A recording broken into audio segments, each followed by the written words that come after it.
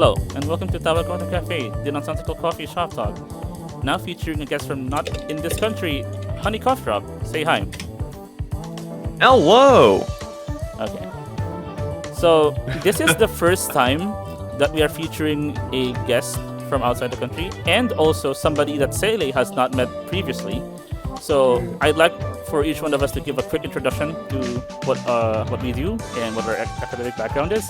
So I'll start with myself. Hi, I'm Denryu. For most of my socials, I go by @DenryuWriter, except for my my music-related activities, which are now at Denryu Graphics on SoundCloud and on Bandcamp. So my educational background is I have a master's degree in environmental science, and my day job is me working as a transport specialist at a non-governmental company whose policy lobby specializes in air pollution-related matters. Right, Seele?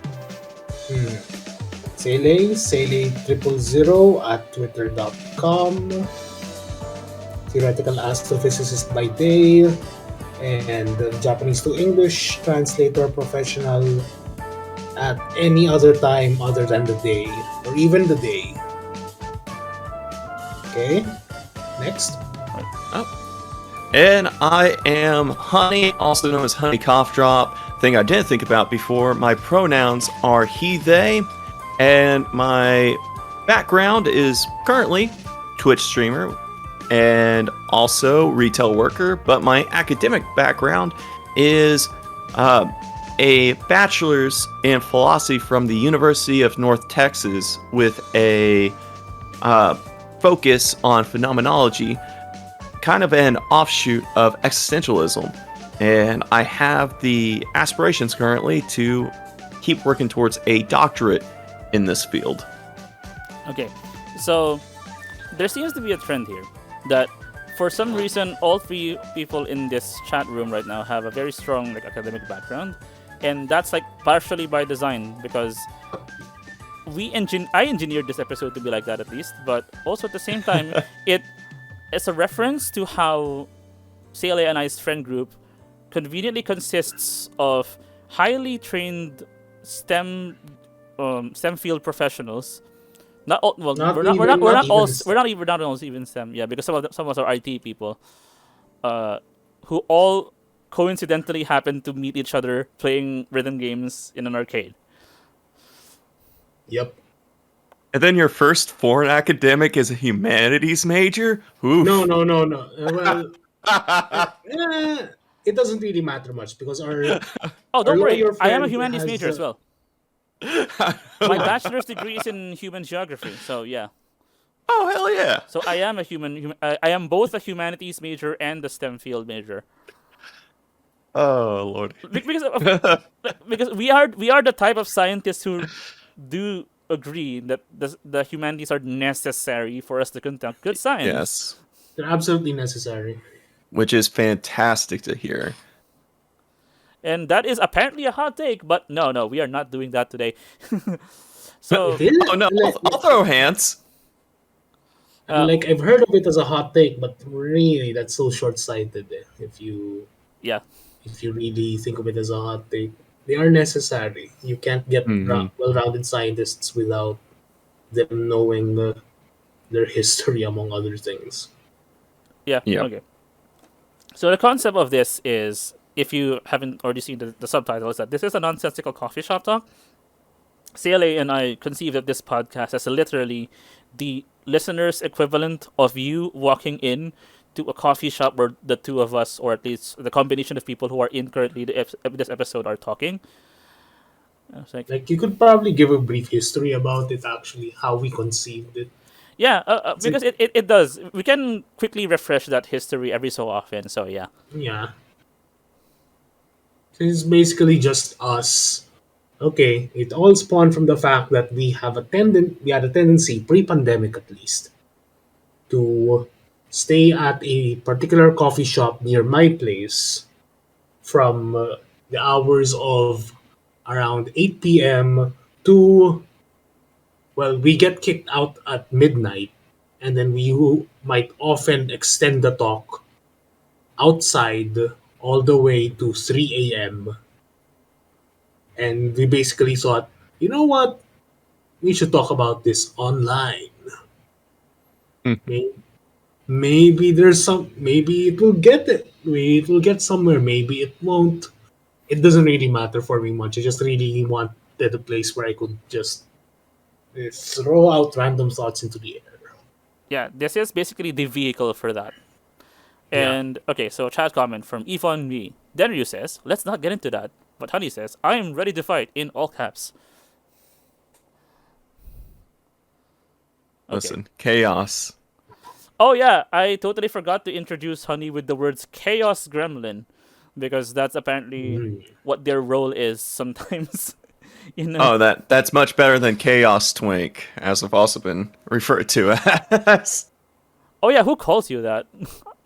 I think our fellow friendly streamer here in the States, the Blibbles, Yvonne B, a few others.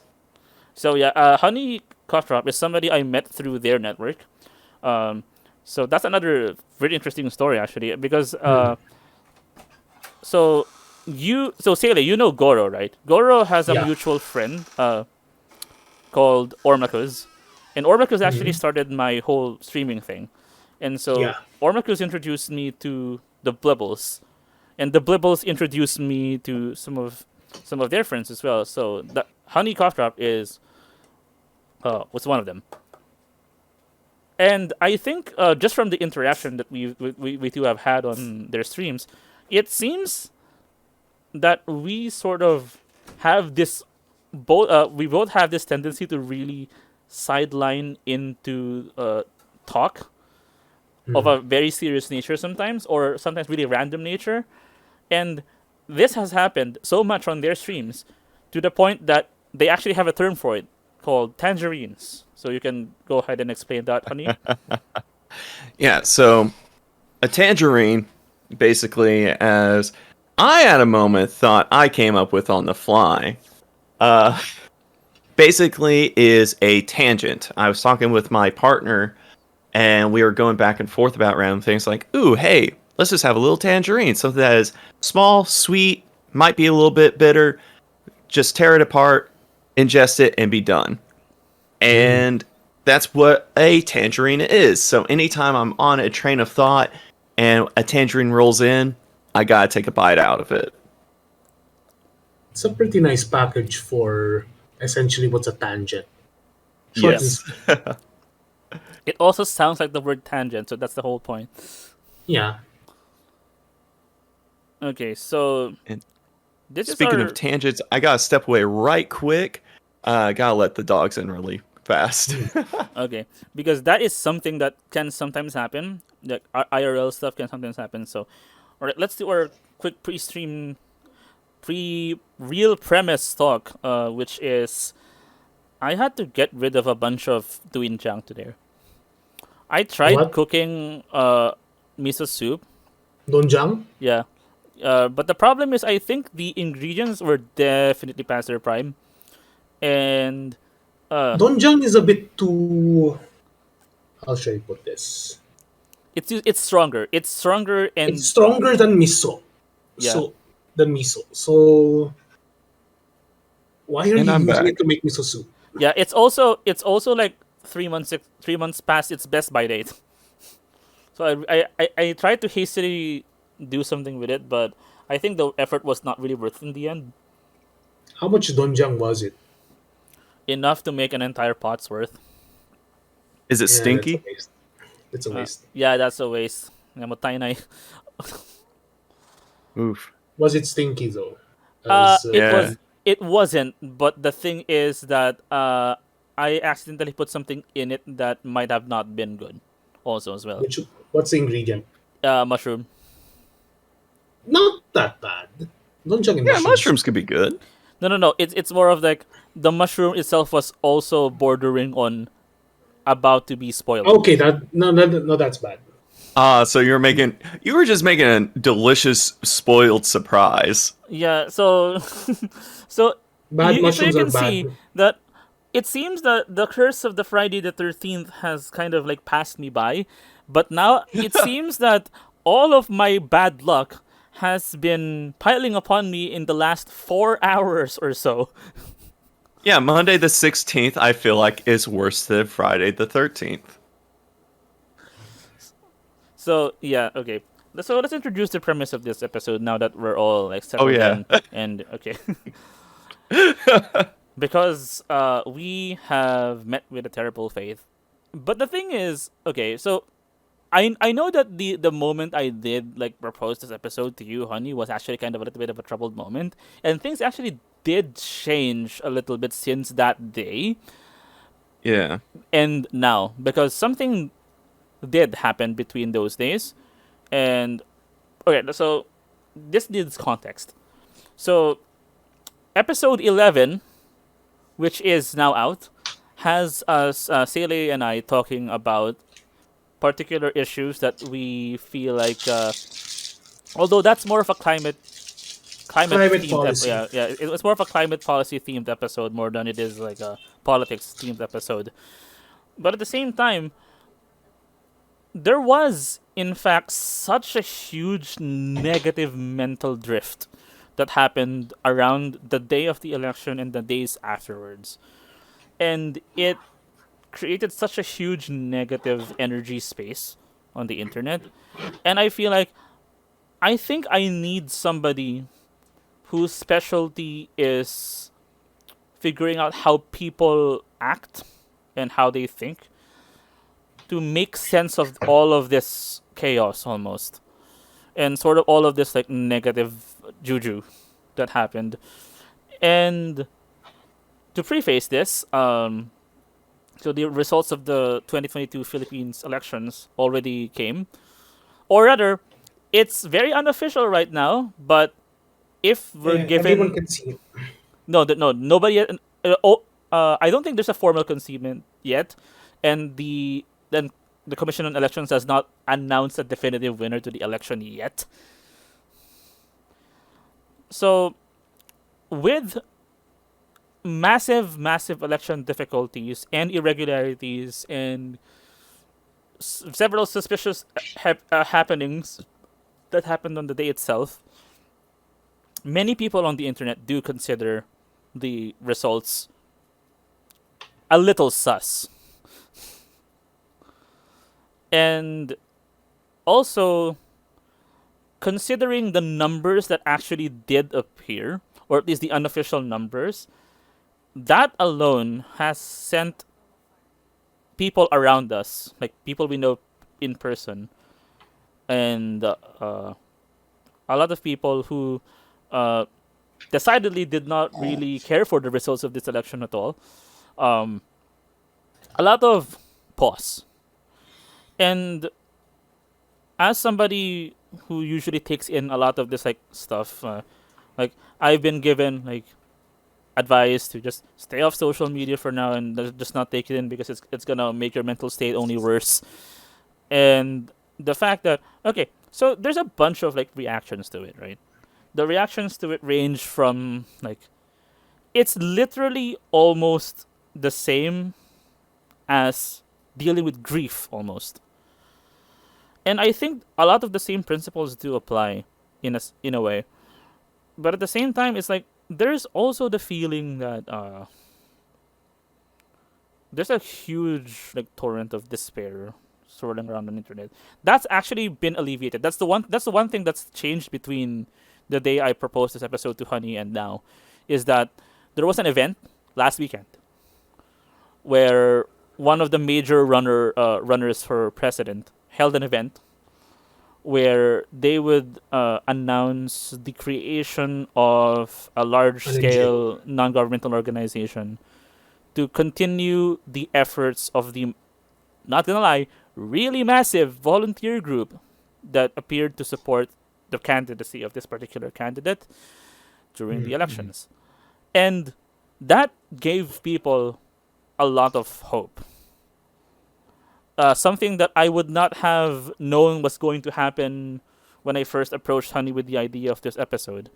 And so I initially wanted to make this episode with this like idea that how do we deal with the inescapable um swirl of negative emotions that such a such an event, or the events that are about to happen in this country's history, or well, speak of history, that we're going to talk about like how like we're dealing with history and why it's important to keep remembering. Um, but also at the same time, I also say very frequently that it's easy to see yourself while you're inside a tunnel that you can't see the way out until you're out of it. And for a lot of people, they've begun to see the way out. And that actually includes myself. So that's actually so my particular life has gone like slightly on the upturn. Like my moods have gone on a huge upturn ever since the weekend. And I think we'll be able to. Oh damn it! Twitch bots. Why must you ruin my vibe? And Goro is not here to We're at moderate the end this. of the tunnel, so buy some followers. Come on. Are you serious?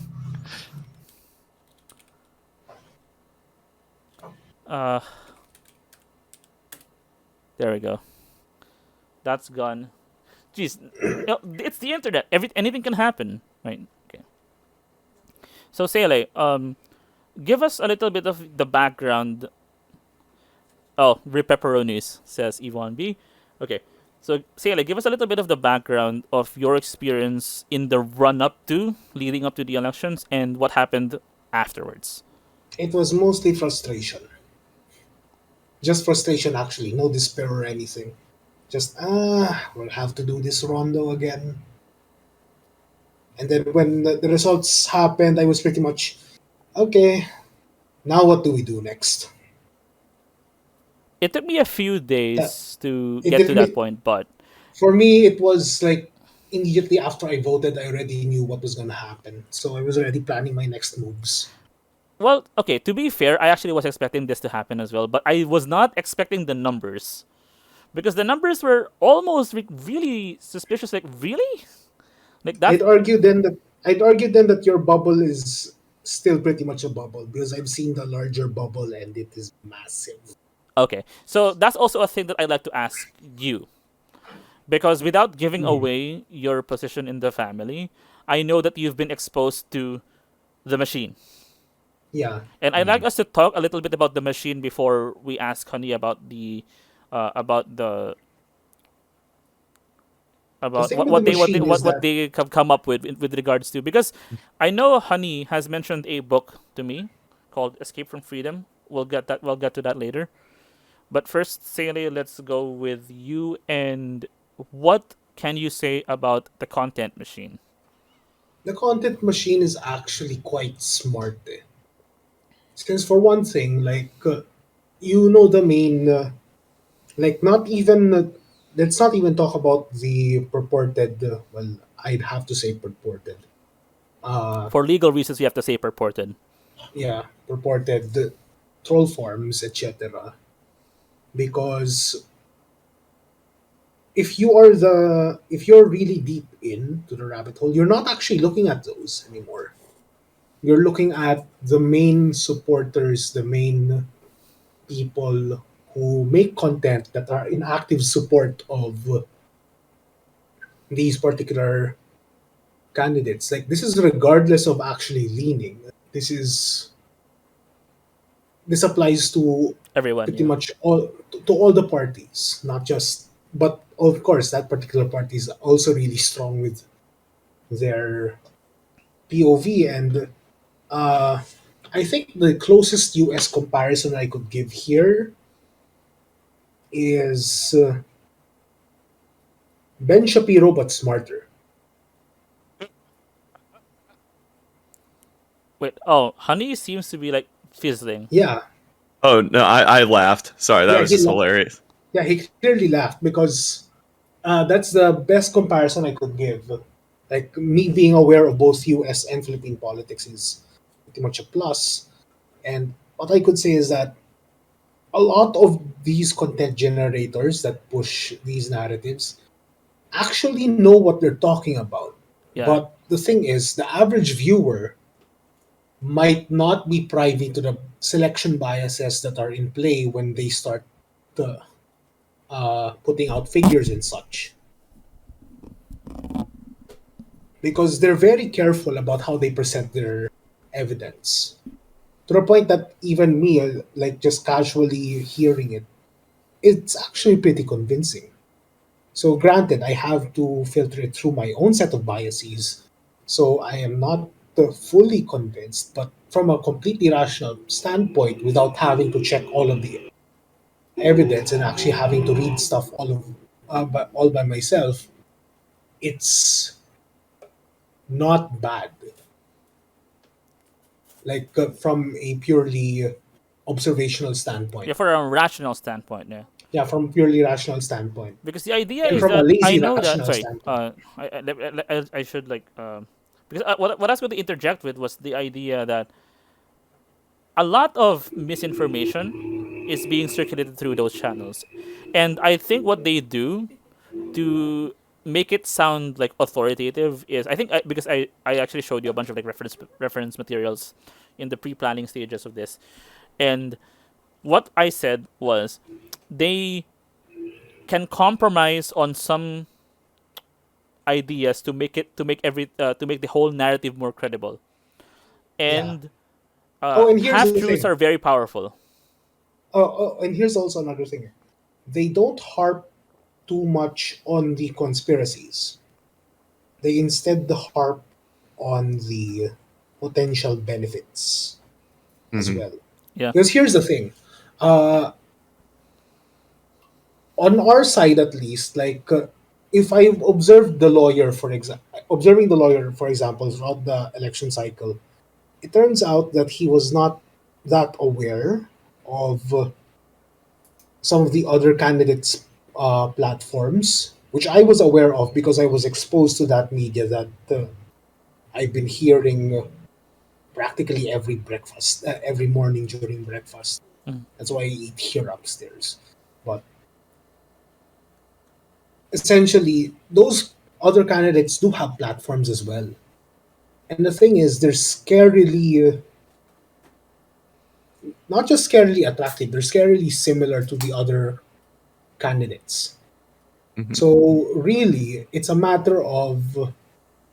it becomes less of a matter of choice because one candidate has this platform, the other candidate has a fairly similar platform, except it's now going to be a battle of whose side do you think is less inflammatory? Because Ah. in the case, kasi for example, the case of our familial structure, my parents have my parents have known that the other side has done nothing but smear. And same goes for the other side, thinking the other side has done nothing but smear. So it's been a battle then of whose smear campaign was less effectual. Mm-hmm. Because if they have similar platforms, at least in their eyes, then it now becomes less of a stance on policy and more of a stance of moral high ground. That explains a lot actually, because I didn't realize that Yeah. for people in the circle of the content machine,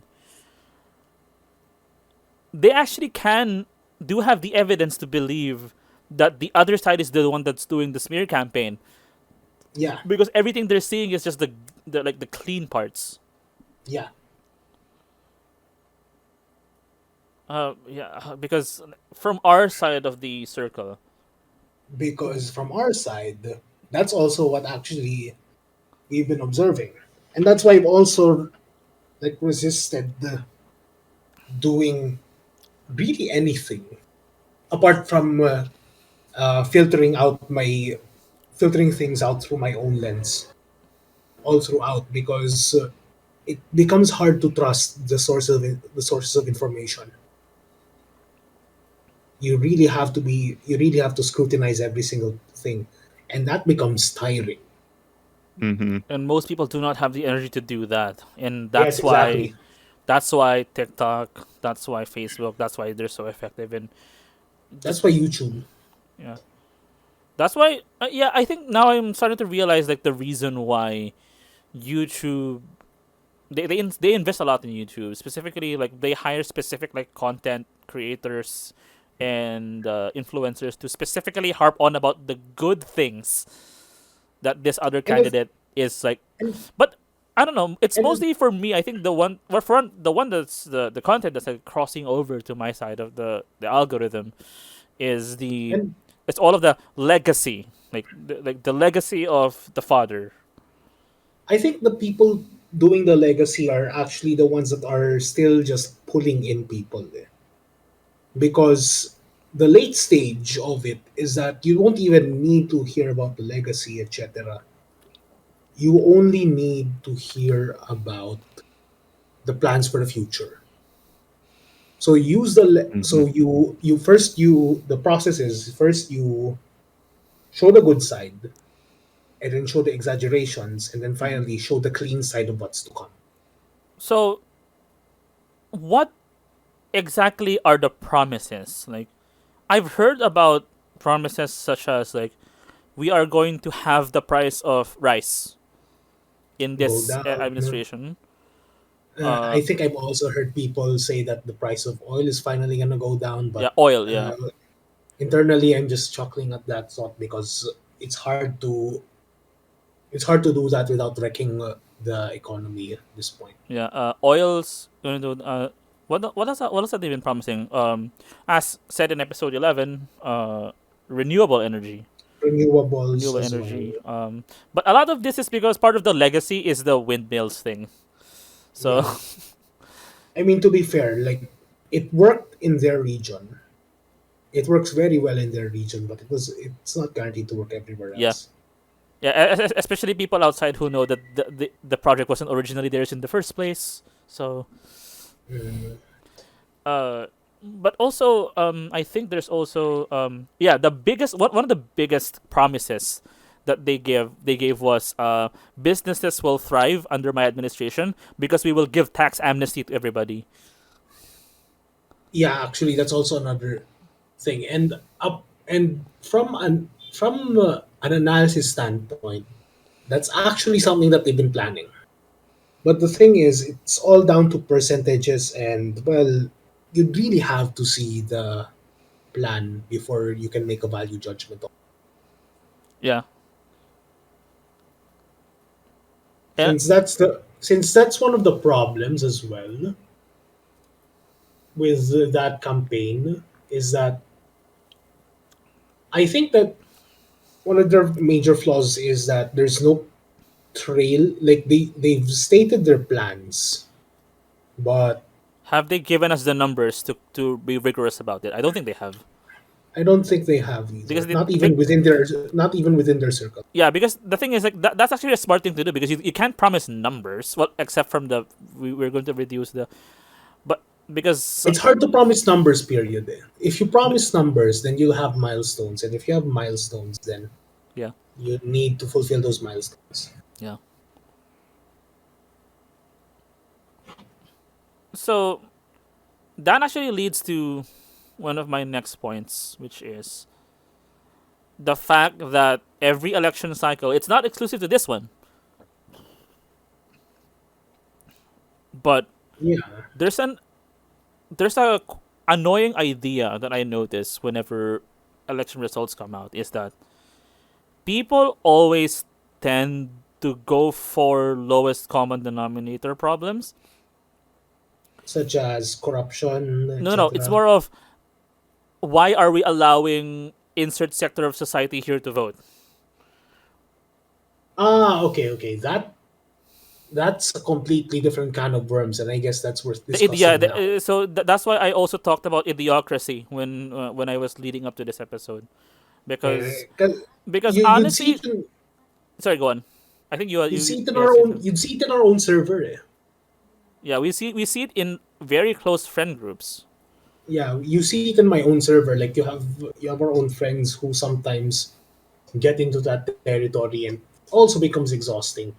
Since in a sense you can't blame them for being like that, but at the same time, why?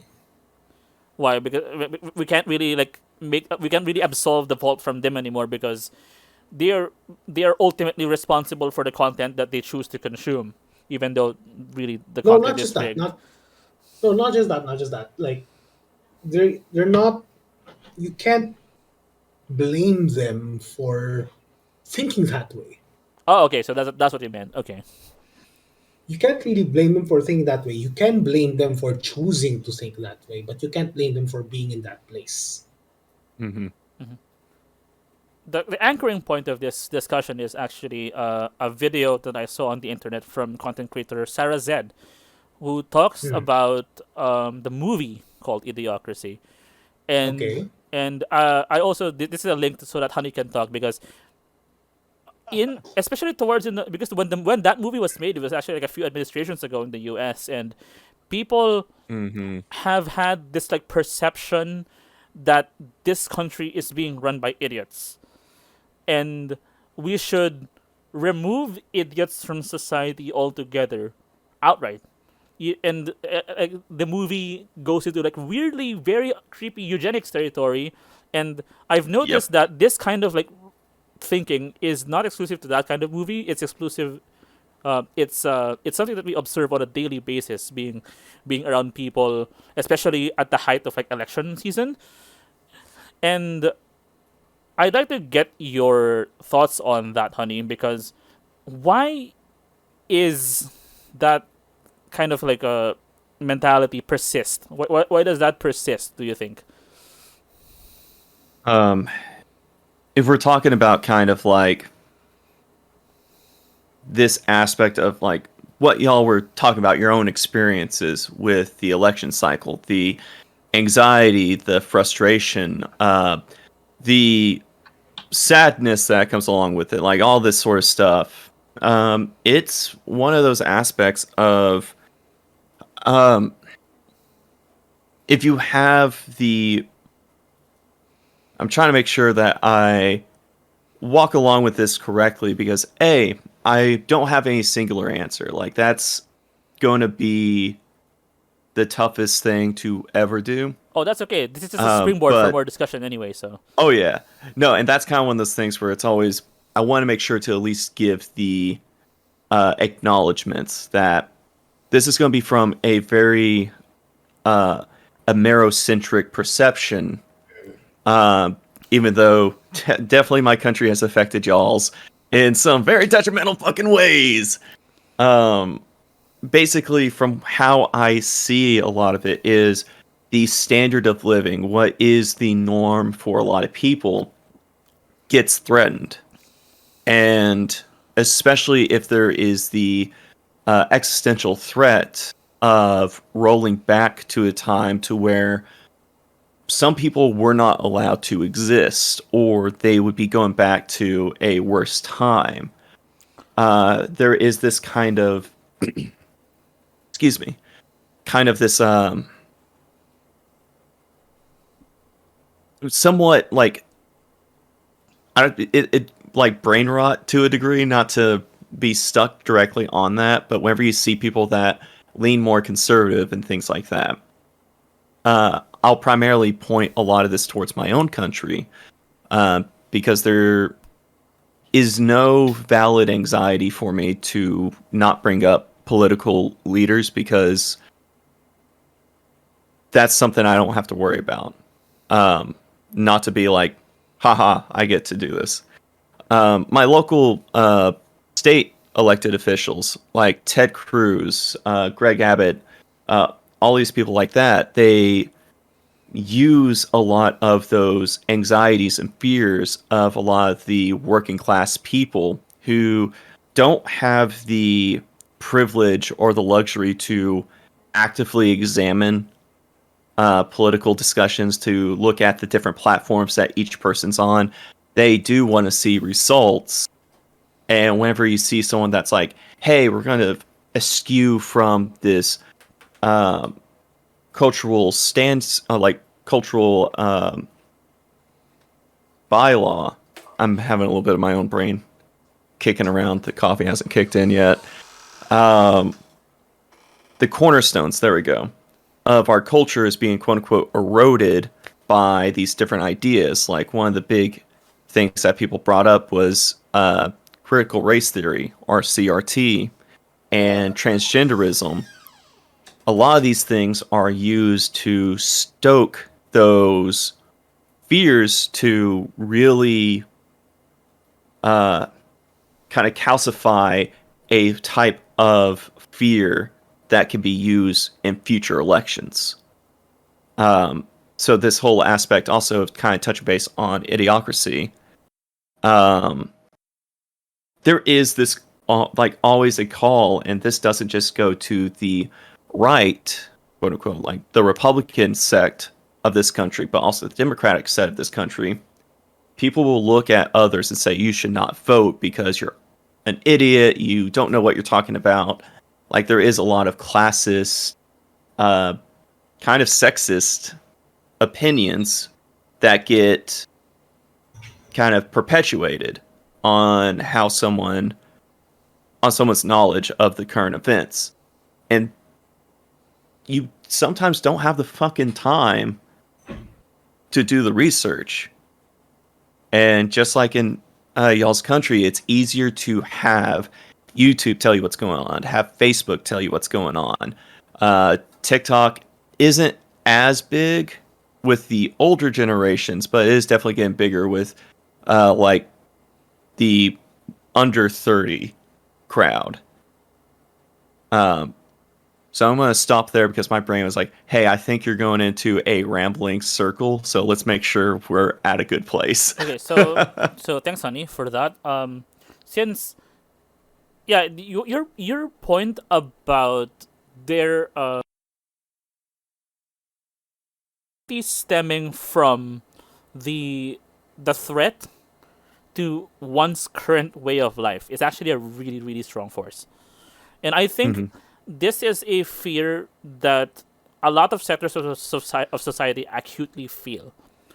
And people who voted for the candidate that's like the prospective winner of this elections has chosen to put their faith in a candidate who they think is the one to unite the country. That's a very strong word that they use. I've been seeing that. It's a very strong word, but it's also fairly effective because in Hunny's case, as he pointed out in America, a lot of it stems from not wanting to change, or at least only slightly changing the status quo into their favor. In the case of this country, though, it's a bit more complex than that.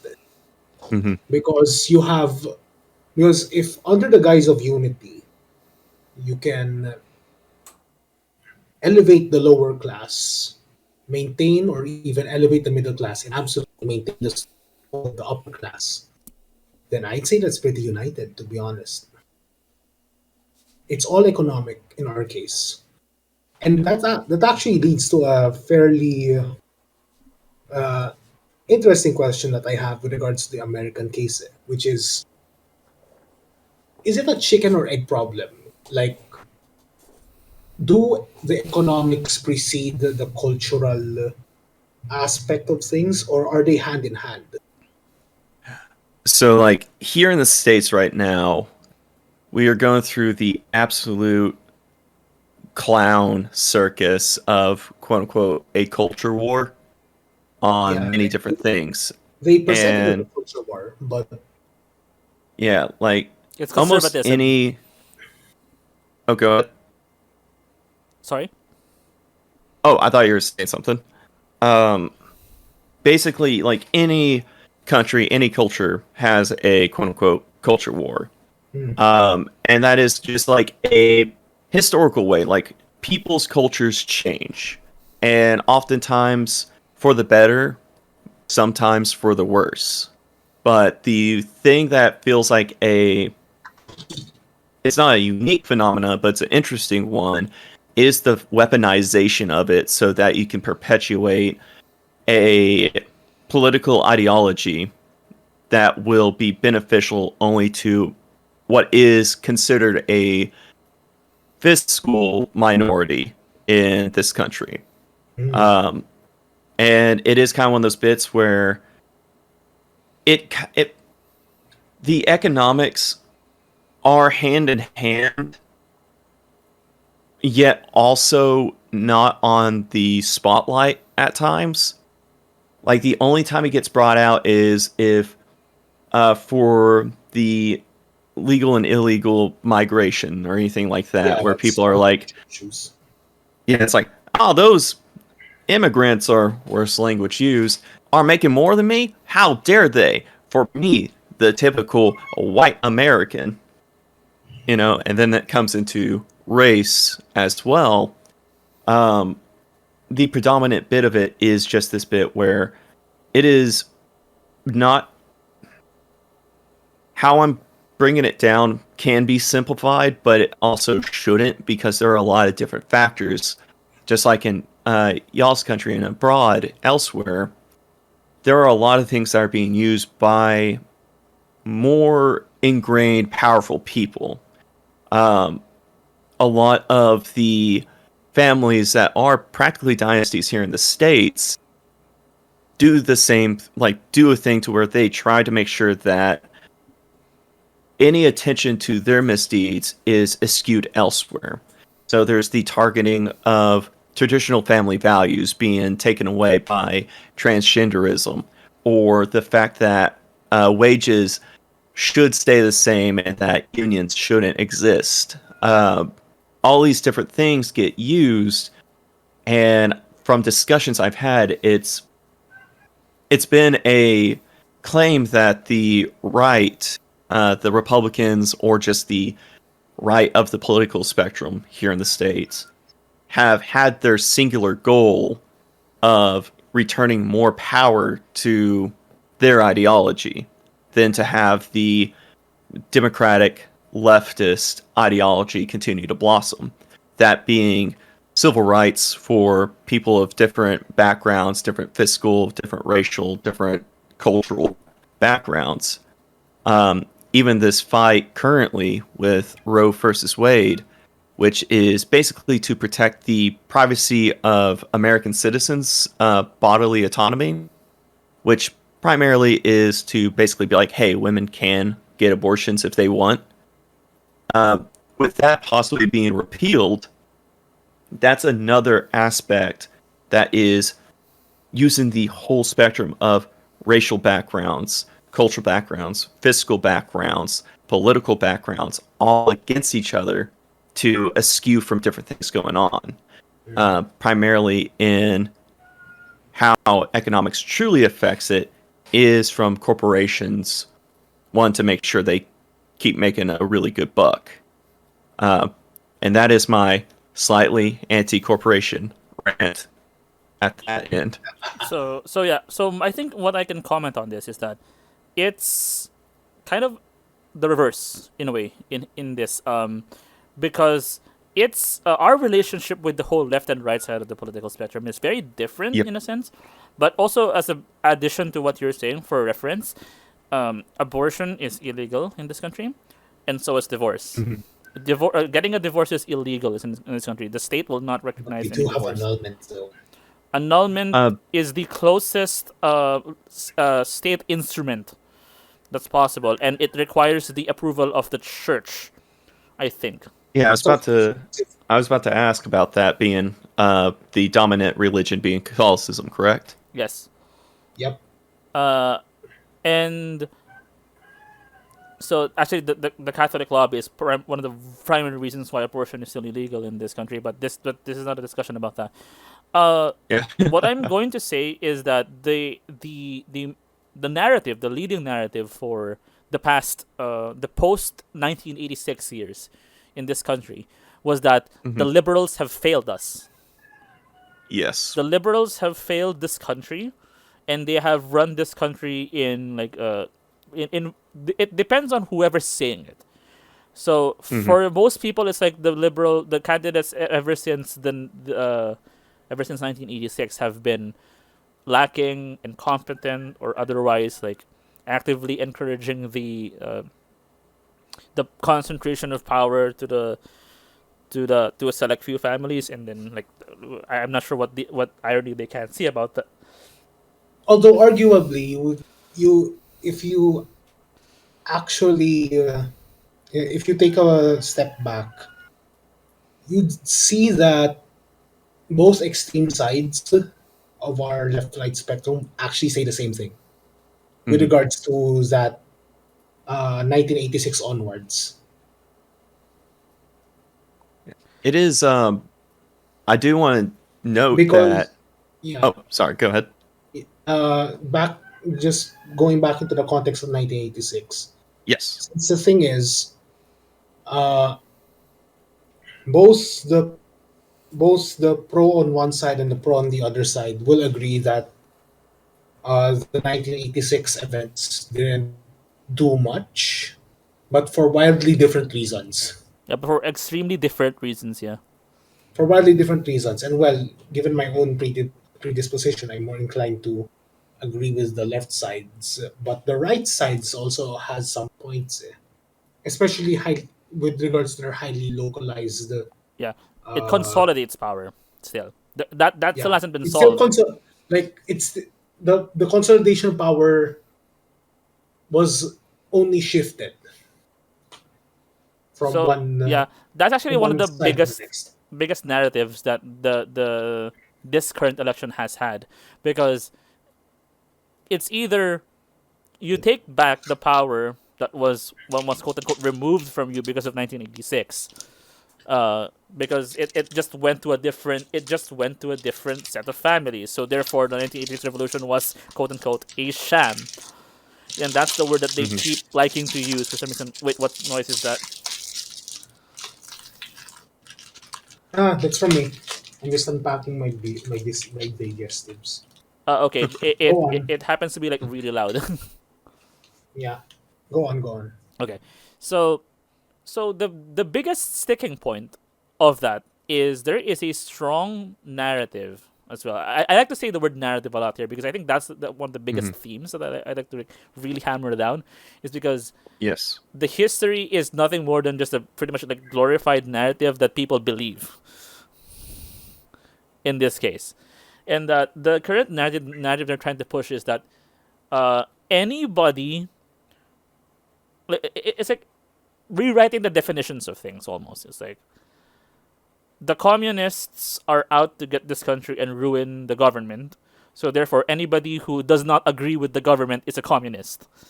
So Actually, like to intervention on that, one thing that I've never really gotten was the entire Red Scare here in the country. which is still I ongoing, don't by the get way. I don't get why people are so about it. Like personally, I don't fully agree. Rather, like I 90% disagree with the methods that they're doing. But policy wise, I mean, come on.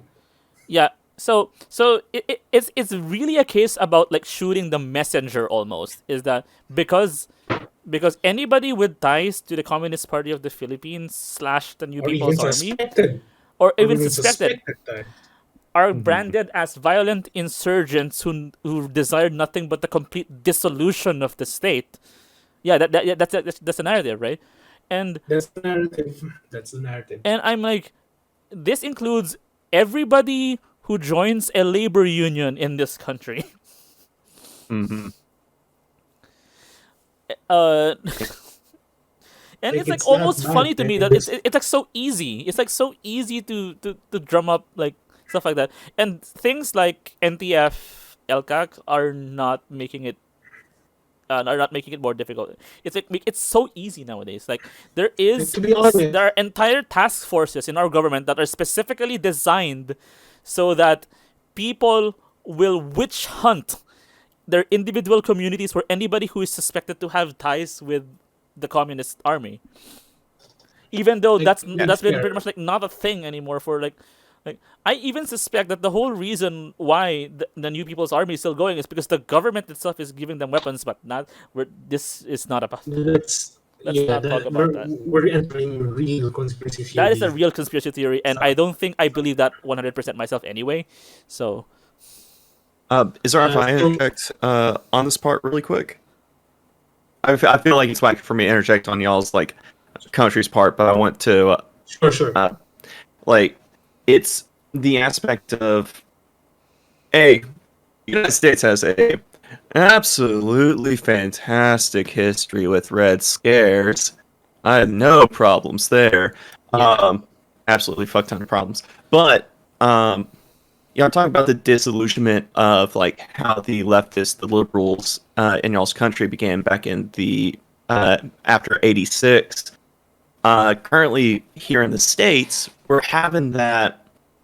We've been having that happen multiple times since about 2016, about 2015.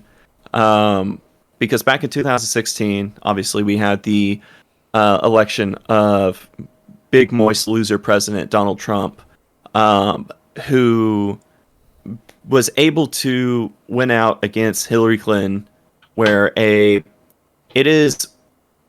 was a fantastic podcaster. His name still exists, but his name is Robert Evans. He described it as like there are definitely conspiracies as it exist.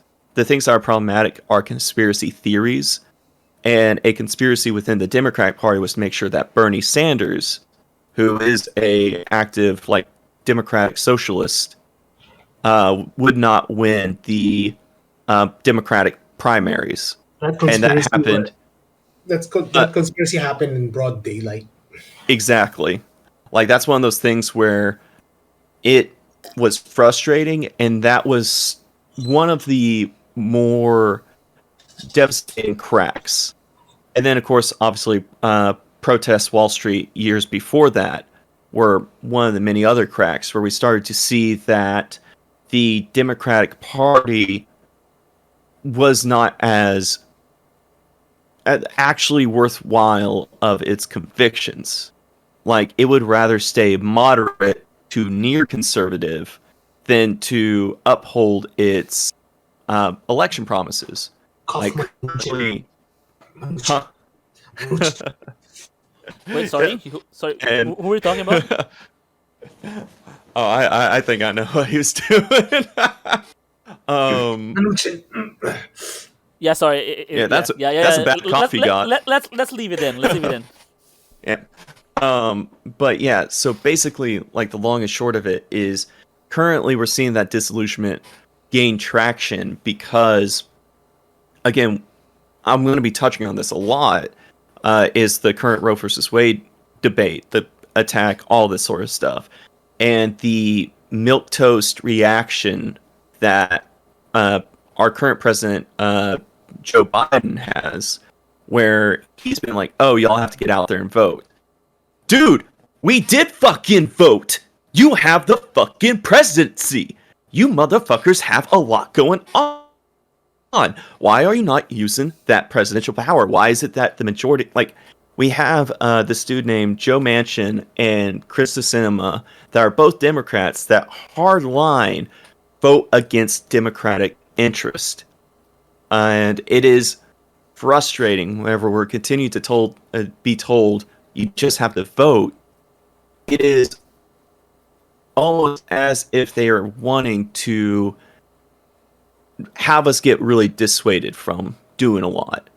Like, it becomes hard to not give away from, like, okay, what is the active conspiracy happening here that is meshed in reality to, okay, I'm now going to just become a YouTube conspiracy theorist and start perpetuating probably anti-Semitism things in my third video. I'm just going to make fun of a lot of different YouTubers that do that in my heart.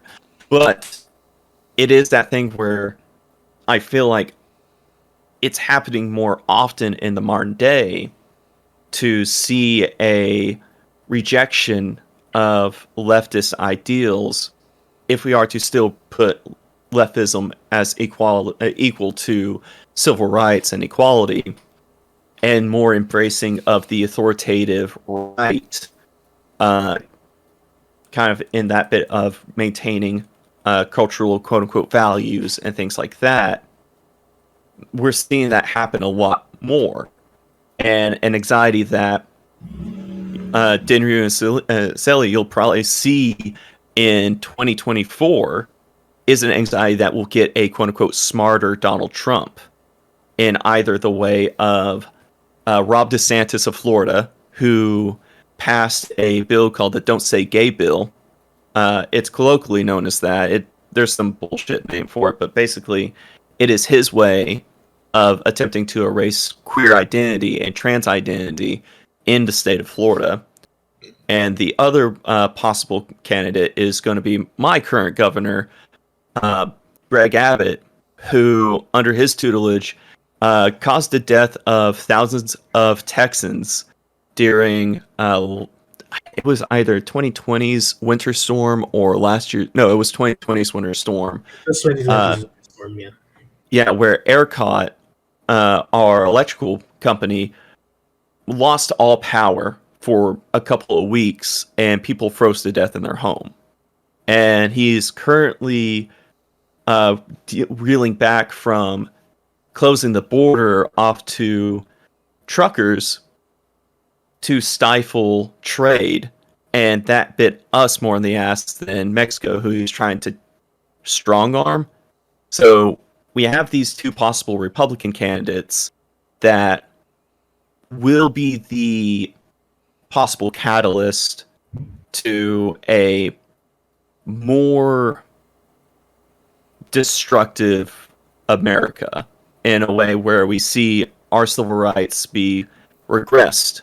And that's kind of been a thing where we might not have to worry about it, because at least over in, I'm about to bring them up, the French, Macron beat out La Sala, I'm forgetting her name, but basically the fascist.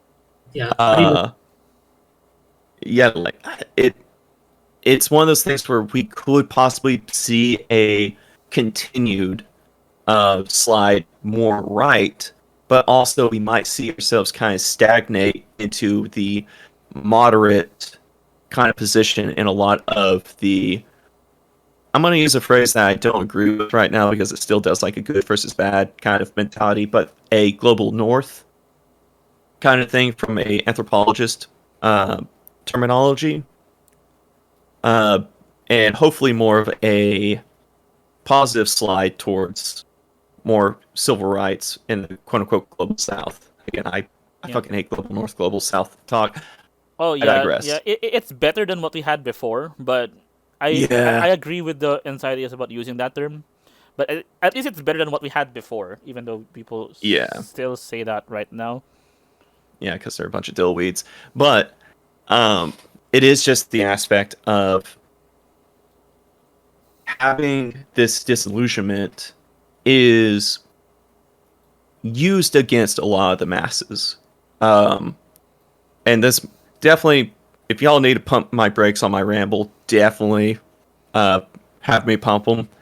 But I kind of want to touch base on how, Dinner, you keep bringing up a narrative, and that is a fantastic theme to examine, because if a narrative lines up with people's anxieties, they are more than likely going to grab onto it. And even more so is if it's easily digestible. Yeah. And it's even worse and more insidious whenever that narrative is actively being rewritten. And narratives they have a tendency to be simplified. And I'm going to refer to yet another YouTube creatives video on this, but specifically In Search of a Flat Earth by Dan Olson. Mm-hmm. That premise is very deceptive because only the first half of the video is about flat Earth. The second half of the video is about conspiracy theories. Yeah. And it's there. And Dan Olson says a very interesting thing in that video, in that there is a human tendency to simplify narratives in a very confusing world where globalization has rendered every single moral decision ever made by humanity to be super complex. Mm-hmm. And it's sort of the same anxiety that shows like The Good Place have like really latched on, because like spoilers for The Good Place, people don't go there anymore apparently, because apparently according to the show's mythos, the rules for humanity or for morality have become so complex that every single action you do is technically evil. Yeah. So Manuel Kant, you son of a bitch. yeah, it's like it's so a no nonsense introduction to that kind of concept for everybody who watched the show, and that I think summarizes a lot of the tendency for like humanity in general, not just like Filipinos or Americans or whatever, but everybody. Like people Yes. want or need something to blame for Mhm. any particular situation that's happened to them, and a gross simplification of the narrative of power in this country is the fact that ever since 86, again, we're going back to 86 again, and the events that led up to 86, is that one of the pivotal events that led up to 86 was an assassination.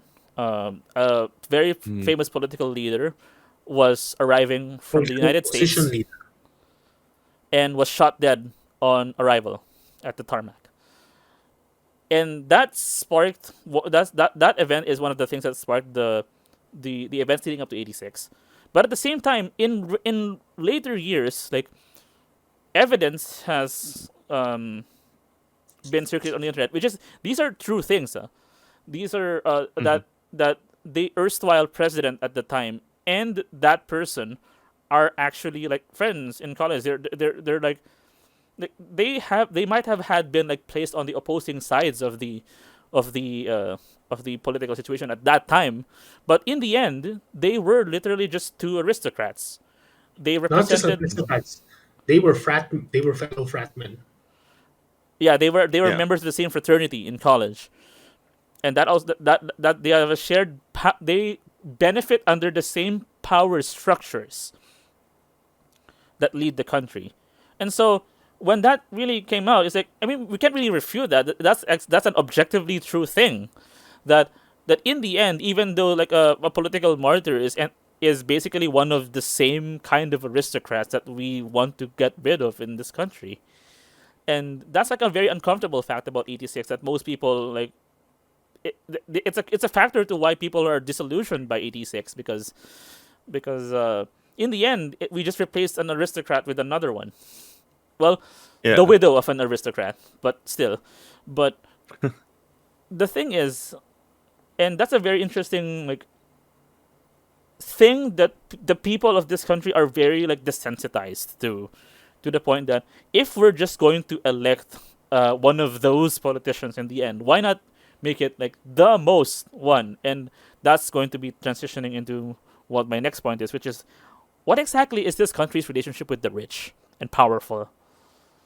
And that's a really interesting angle to examine because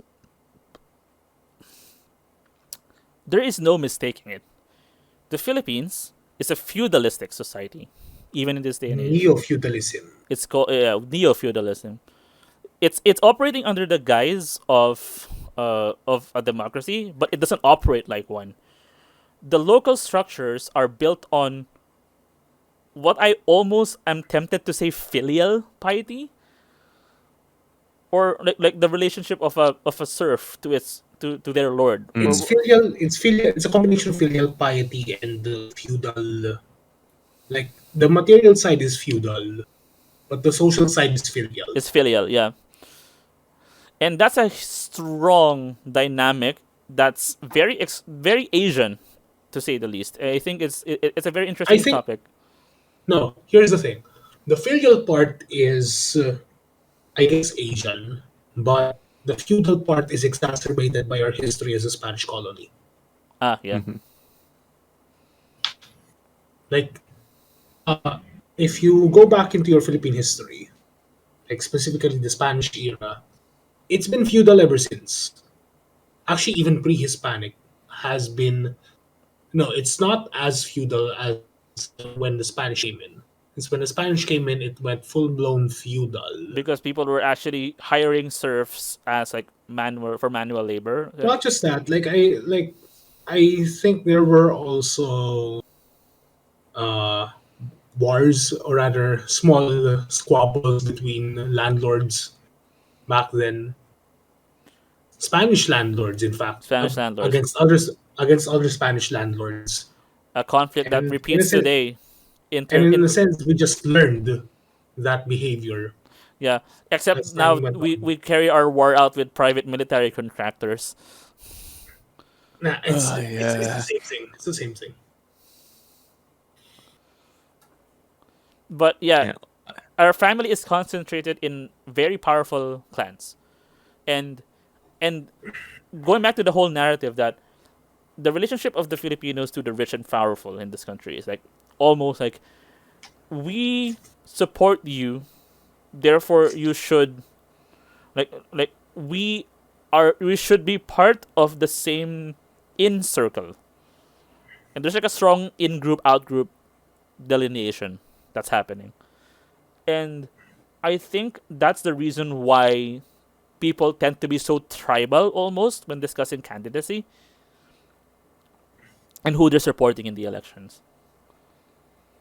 Hmm. Uh, Cielo, do you have anything to say about that? Nothing much really, because that's pretty much the point here. Yeah. Okay. That's uh, that's it. It feels like a epiphany. Well, it might feel like an epiphany for some, but personally, I've I've felt it ever since ever since my first election. Actually, ever since I first voted, Mm-hmm.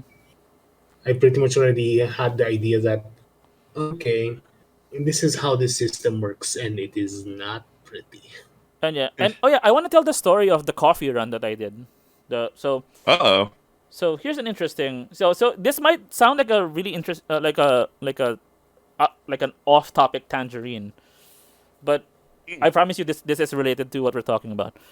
The day before the elections, I was with a bunch of people, neighbors specifically, including one friend that came over from a neighboring city because they moved out before, because they were coming here because they were voting the next day, and so we all got together for dinner, and then at about 8 o'clock, we all said like, let's go get coffee.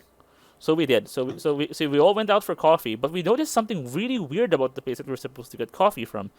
It was barricaded. Like there was a wall of tricycles, which are like the way you can like it's motorcycle with a sidecar that most people Yeah. like use to ferry people around, and there was a massive crowd like blocking the gasoline station, which housed the cafe that we were going to, and it's like what's going on? Why can't we get our coffee? Like why is there so many people here? We had a suspicion of what was going on, and that suspicion was only like fueled later by pictures uh, of uh, of questionable nature that we saw on the day of the election itself. But we will not talk about that in detail because of what I'm about to say. There was a local Congress candidate for running for the seat of the House of Representatives in our district, Mm. and what we suspect was happening, because this is a common thing that happens whenever this kind of season is around. They go out, they meet people, and through certain people, they distribute envelopes Oh, full of cash. wow. Oh, Okay. criminy.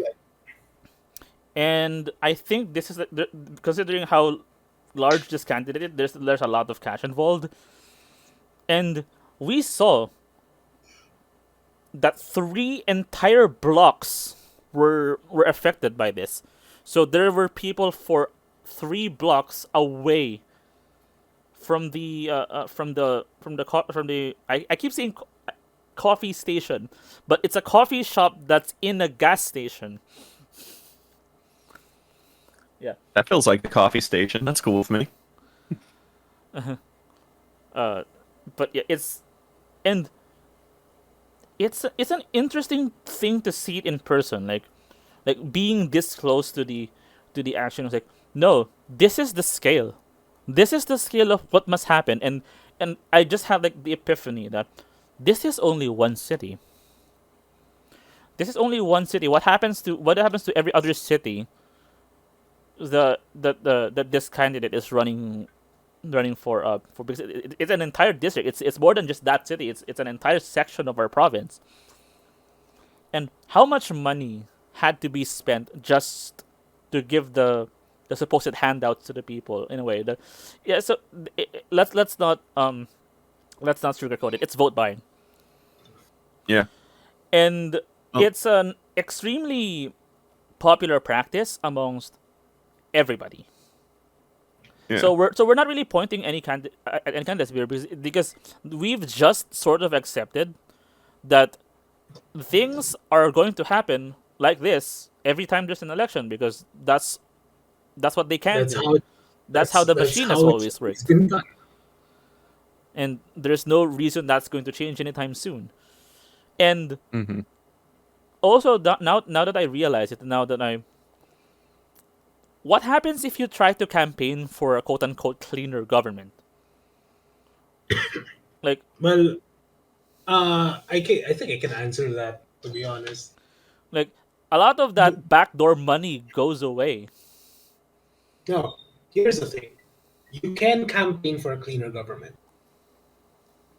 You can campaign for anything. That's it. Yeah. You can campaign for anything. To actually do it, though, is another thing. Since the moment you actually start cracking down on stuff, you start making a lot of enemies. Yep. And you're not just making enemies of politicians sometimes. You might end up making enemies of the constituents as well. It's a dangerous game to play. Yeah. Like it is that aspect of a lot of people love the story of Robin Hood. I saw someone mention this on Twitter earlier before jumping on. But in practice, people would fucking hate that kind of action. How dare you take money from this rich person and give it over here? Like, you're going to destabilize things. How is he going to create jobs? How's he going to do this and that? How are they going to be able to continue to... What's your goal you're trying to do? Oh, you're just trying to give money to people to relieve homelessness? Well, we were going to get jobs, but now that money's gone from the rich person. How dare you? In our particular case, it's less of a Robin Hood situation and more of, it's less of a how dare you be Robin Hood situation, and more of a how dare you take away our Robin Hood. Yeah. Because for them, that's the Robin Hood, the guy giving the handouts. Yeah. That makes a lot more sense than my small ramble. That's what the intended goal was. Yeah, the thing is, like, it's so everything is like weirdly backwards. Like, yeah. Backwards from our perspective. Yeah. That's the thing. Okay, yeah. Maybe backwards was not the right word. It's from the perspective of the people who receive the money from Robin Hood. Yeah. And, like, to a degree, because, like, and with the transparency that I always want to try to, like, present, Denryu, you presented this topic to me, like, what, less than a week ago? Like, about 4 or 5 days ago, right? Yes. Within that time period, I've done about 6-ish hours of research, like a lot of documentary. Don't worry, that's a lot. a few documentaries, a few articles and stuff like that. Over the current election that y'all are going through some of the history and things like that. And I did see a lot of these, a lot of this populist kind of action. And it's the thing that, again, to put the scope so that I could put a name to it as an example, but not from y'all's country, is Donald Trump, who, again, this person who will act as if he's one of the people, even though this motherfucker is stupid rich, and I mean stupid, makes a lot of mistakes with his money, but like will throw out free merch to people at his little conventions. He'll constantly like he will act as like a day-to-day person kind of thing.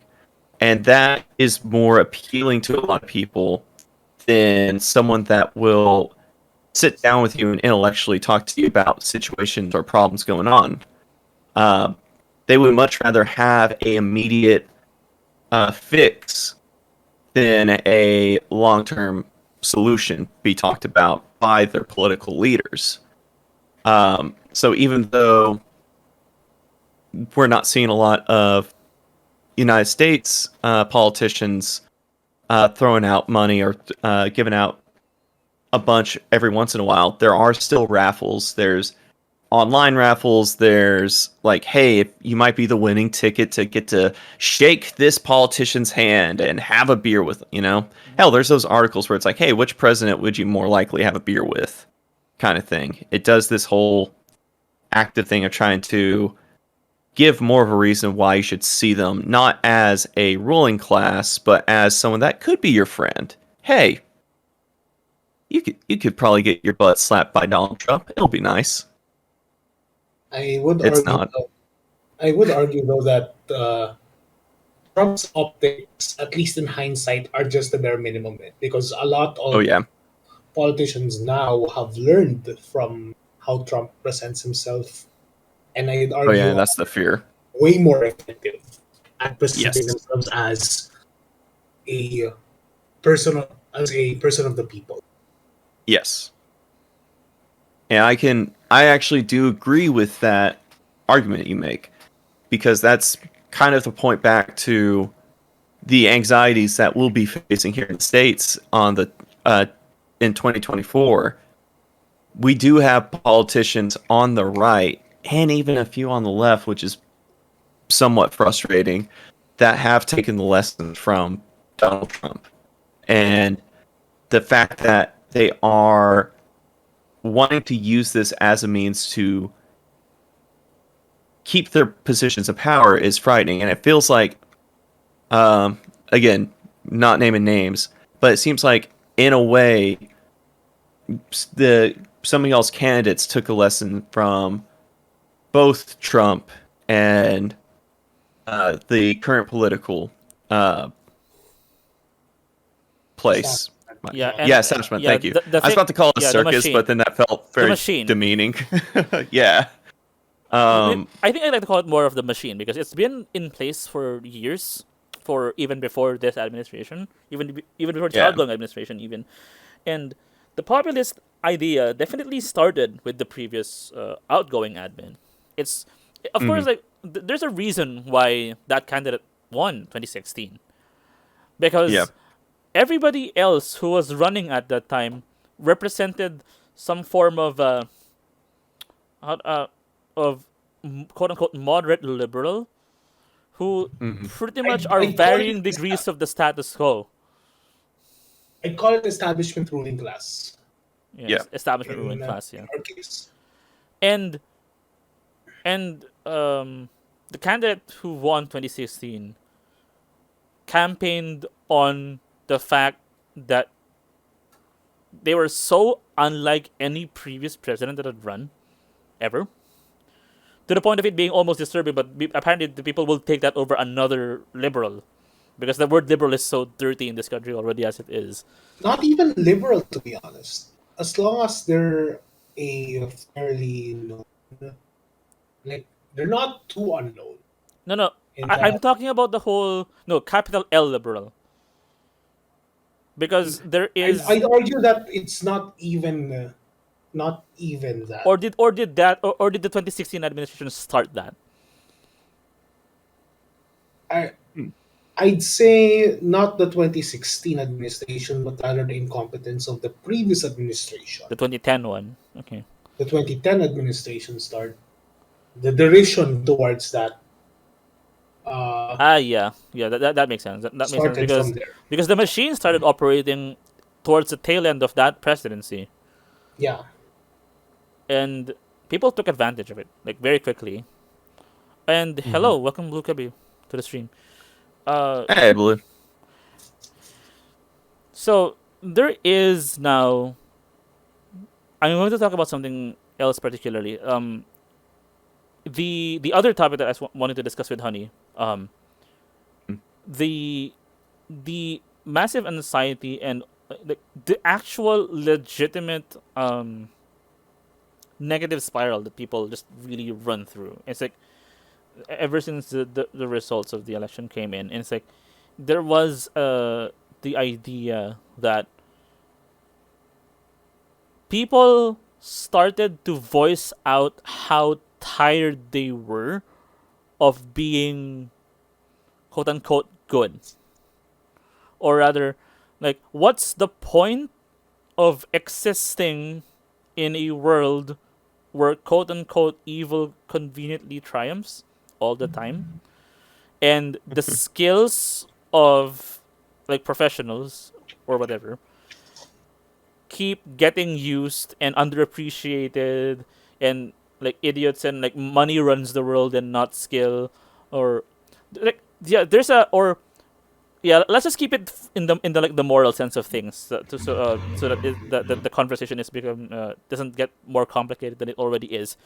That it's also a sense of, because I saw a lot of tweets online that people's religious convictions were being tested, people's like willingness to keep working for their own jobs. People, especially the government employees, especially, were really hit by that. And there was the sense that why do we keep going? Like, why should we?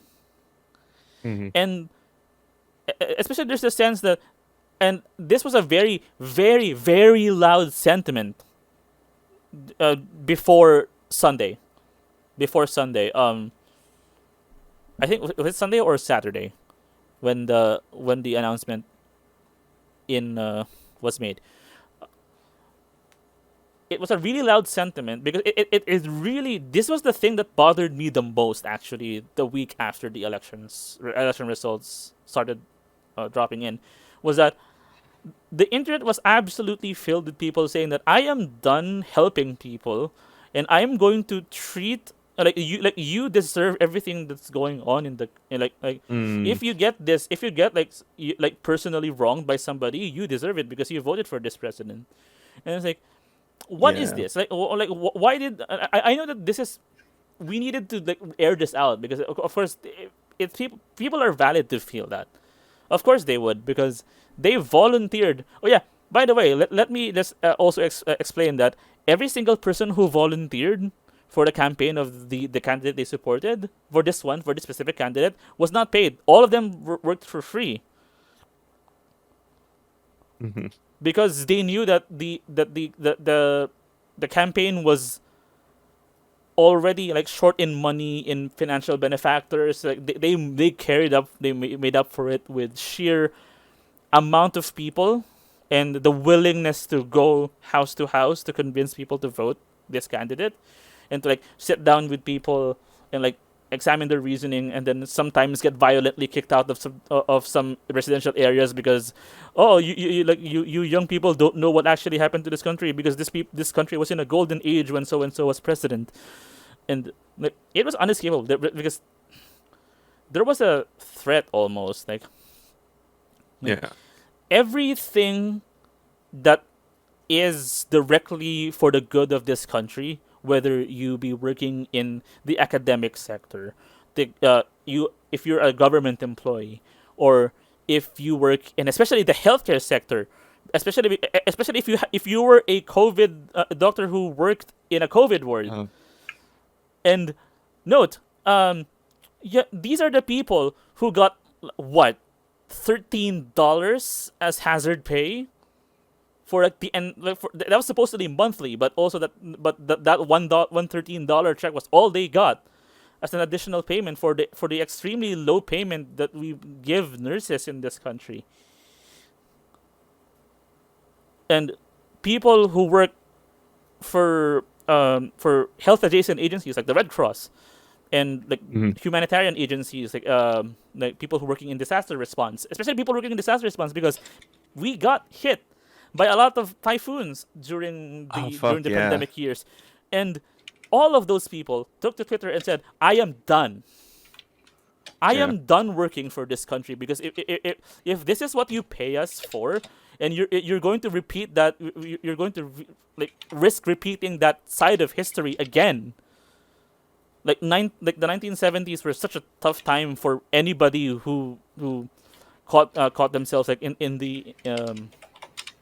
I know that the number doesn't seem like really that bad in terms of modern numbers, but for those it affected, they were affected like very much. Oh no, yeah, like I'm not gonna be.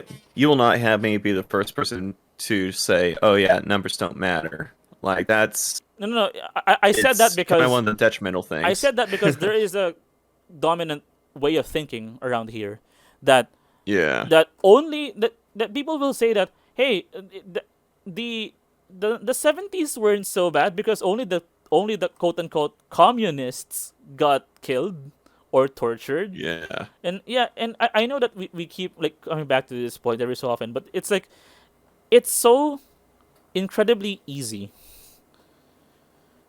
to manage a country like that, almost. And then when people only see a manufactured narrative, like, because here's another. Well, I want to talk about what constitutes a great country later, but the thing is, I don't want to stray away from the point I wanted to ask Hunny, because this is the one thing that I really wanted to get Hunny's opinion on when I proposed this episode to them, was how do you deal with shocking grief like that?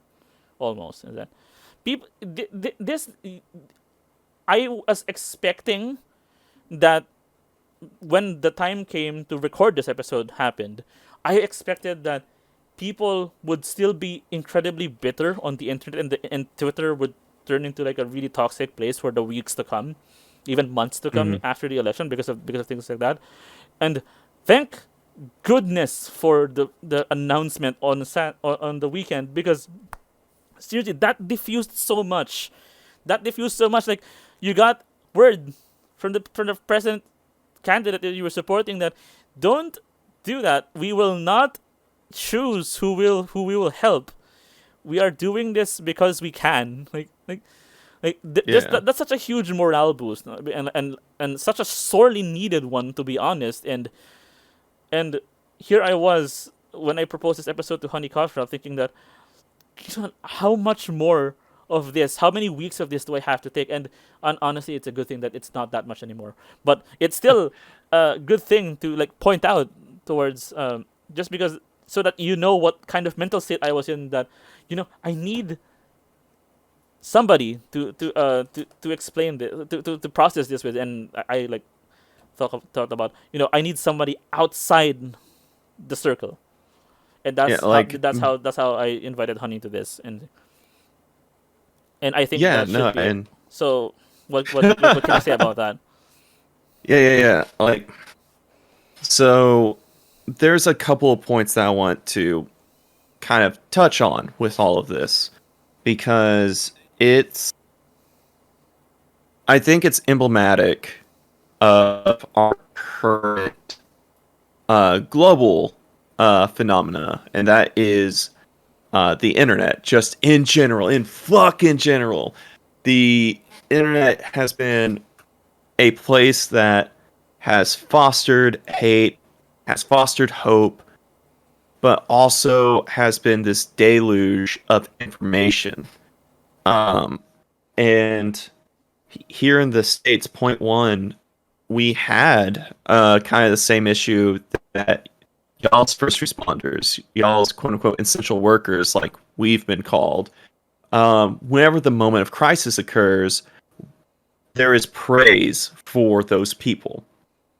But then whenever things go quote unquote back to normal, they are tossed to the side. A useful tool that is now no longer necessary, even though, hey, probably you could maintain it, take care of it, pay it well, give it good health care, all that shit, so that this tool does not fail whenever the situation does inevitably rise again.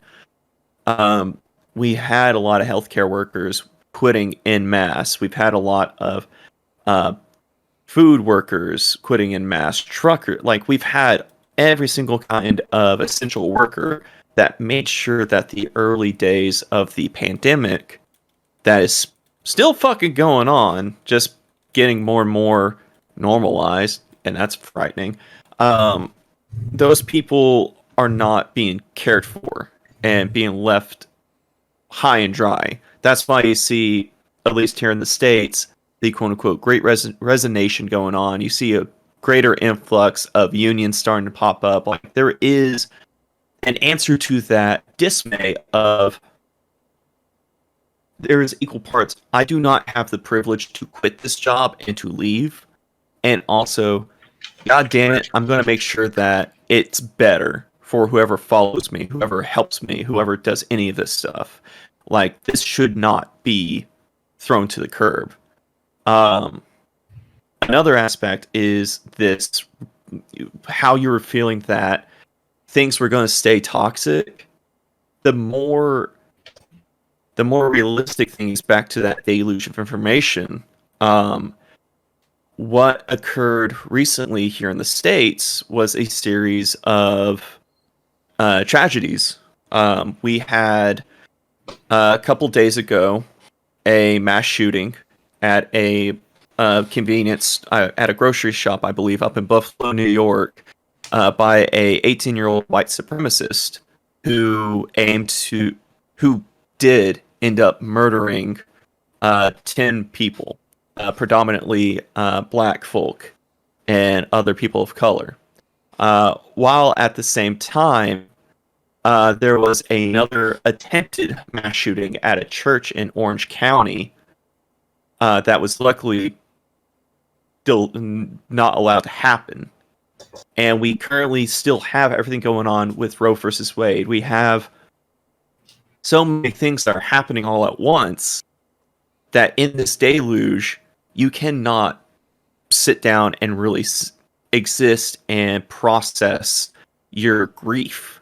You don't have the time. You're not allowed that time, because the mechanism, the greater mechanism, not the political one, not the fiscal one, but the mechanism of this neoliberal globalist community that we have both consciously and unconsciously joined, continues to chug forward. Hell, the majority of my fellow Americans don't know neither the history nor the anxieties that the Philippines have going on right now. No less do we know or acknowledge what's going on down in Mexico, up in Canada, that are our neighbors. Like, most people do not have the time nor energy to process any of this. And that leads into how one contends with all this. How do you exist in it? And kind of to repeat myself, there is no one simple answer. And that is both frustrating and relieving, because there is a means to get one. I have coworkers currently at my job. I work at this company called REI, Recreational Equipment Incorporated, yada yada. And this is me being a cheeky fuck, but also it's kind of one of those bits of I'd rather talk about than not. It has a huge issue with being a hypocrite on its ideals and how it actually practices them. A lot of my coworkers and I are underpaid. We don't get enough hours. I've had a hemorrhaging group of talent leave, and I perceive this as a manager, even though I am just a sales associate. Like, it is a frustrating thing to see and then be told that we are trying to make sure that a work-life balance is met, and that our CEO was about union busting and perpetuating that. And the only time we got a raise was in response to the Soho location in New York unionizing, and that was by $1. And it becomes frustrating in one avenue with that, and a lot of people are leaving for that kind of reason. The other avenue why people are leaving is because people that have uteruses are not wanting to stay here in this state, in this country even. And a lot of them are doing what they can to come up with a actionable plan to do something. And that is just the major thing. I don't know if this was the part that you're wanting me to bring this up in, Denryu, but there is a philosopher that I've been reading a lot of recently by pure happenstance in a way, but thanks to my phenomenology class back in 2019, I believe.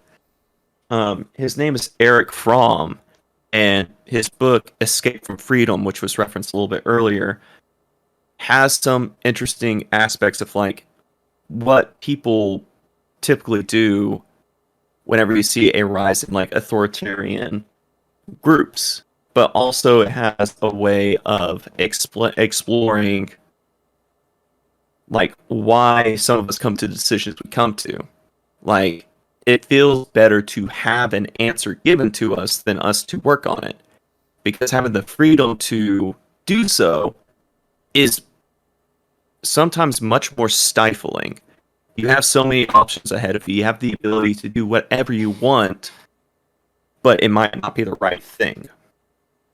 And to slightly get my brain back on track so I don't go off into a hard tangerine and ramble, it is completely valid, and not in just the wish-washy kind of way, but completely valid in a existential way, to not know how to deal with this lived trauma that we continue to go through, be it election results, be it how a job is treating you, how your social life is going. If you are allowed to exist in your sexual orientation, your gender orientation, or your social orientation, you need to take the time to fully process and to exist within it, but not to let it overcome you and drown you in that deluge. And that's how I'm going to wrap that up for the moment, just so that I can kind of let everyone breathe from me just rambling for that, fucking like 10 minutes? Yeah, I think the good thing about it is that there's also a very... Oops, I forgot to raise the volume on my mic because... Oops, sorry. That's fine. I did this so that noise coming from the room doesn't like filter in every so often. So one very practical thing that we can take away from that is that we should be very responsible about our use of social media. Fuck yeah, social media. Yeah, like let this be a little bit of a sort of PSA. Yeah, like moderate your time on the internet. Like, please, curate your feed. I think the internet is not a very good place to if you're going through trauma. I think the worst way of dealing with that trauma is to literally enter a field of information where most of the content is going to be simultaneously also trauma. And if there is such a thing, like it's a national scale trauma, like, because the election results affect everybody equally. And I think seeing the thought wave, like I don't want to say thought contagion because that implies that like it's like negative thoughts are inherently bad, but negative thoughts definitely consume people who are it can be transmitted to people who are in contact with it. I And mean, I would say that it can be contagious. Like, again, not to put much of a negative spin to it, because happiness can be contagious. Like, we can always spin a word to be a little bit more one way or another. Again, kind of one of those existential anxieties, but we're going to do a little bit more of a different spin on it. Sometimes the Twitter, the internet, like Facebook, any of that can be a petri dish that we can get a contagion from of something, be it a distraction or something that really does get our blood boiling or makes us super depressed. That's my popping in to say that moment. yeah, I mean, that's probably the reason why a lot of people stopped, because I think of almost all of the members of our friend group have stopped using Facebook entirely. Yeah. I still have my Facebook on. No, no, no. It's more of It's no, just no, that I no. think, Stop actively using Facebook. yeah, that's true. Just like, hey, let me see what the hell's going on here. Well, not going to interact with that. Yeah. Okay, let's see what's everyone up to. No. Yeah. No. Oh, that is exactly mine. Both that and to be like, all right, cool. Who else gonna brag about getting married? All right, 20 of y'all. I have a Twitch channel. Get fucked. That's such a specific thing that the internet pressures you about. And yes, I do Oh, yeah. intend this to be a tangerine because I know we've Oh, I'm been fine talking with about. that. I know We we've need to been talking about. decompress a bit. We have been talking about extremely heavy stuff for the past 100 minutes or so. So, and yeah, I was not expecting to subject 4 viewers of this Twitch stream to this. And So more. yeah, and more. Like this is the longest list of users in my moderator view that I've seen in a while. Like that's amazing. Maybe it's because maybe it's because we have you as a guest, but you know what? The internet is very unpredictable sometimes, and so is this podcast of sorts. I sometimes I'm tempted to call it the podcast adjacent thing. It's we like to let it exist as it is on the internet. It's a thing. It's a thing that's Hell on yeah. the internet. We let it simply exist. But the thing But is, yeah, like, no, marriage. but I mean, considering that, surprisingly, well, Seele is dating. You are dating your partner, and I'm sort of not. I mean, I'm single technically, but I'm also like in talks with people. Boo boo. So, we are now of a category of people that Seele and I would call riajuu, which comes from a Japanese it's a Japanese slang word.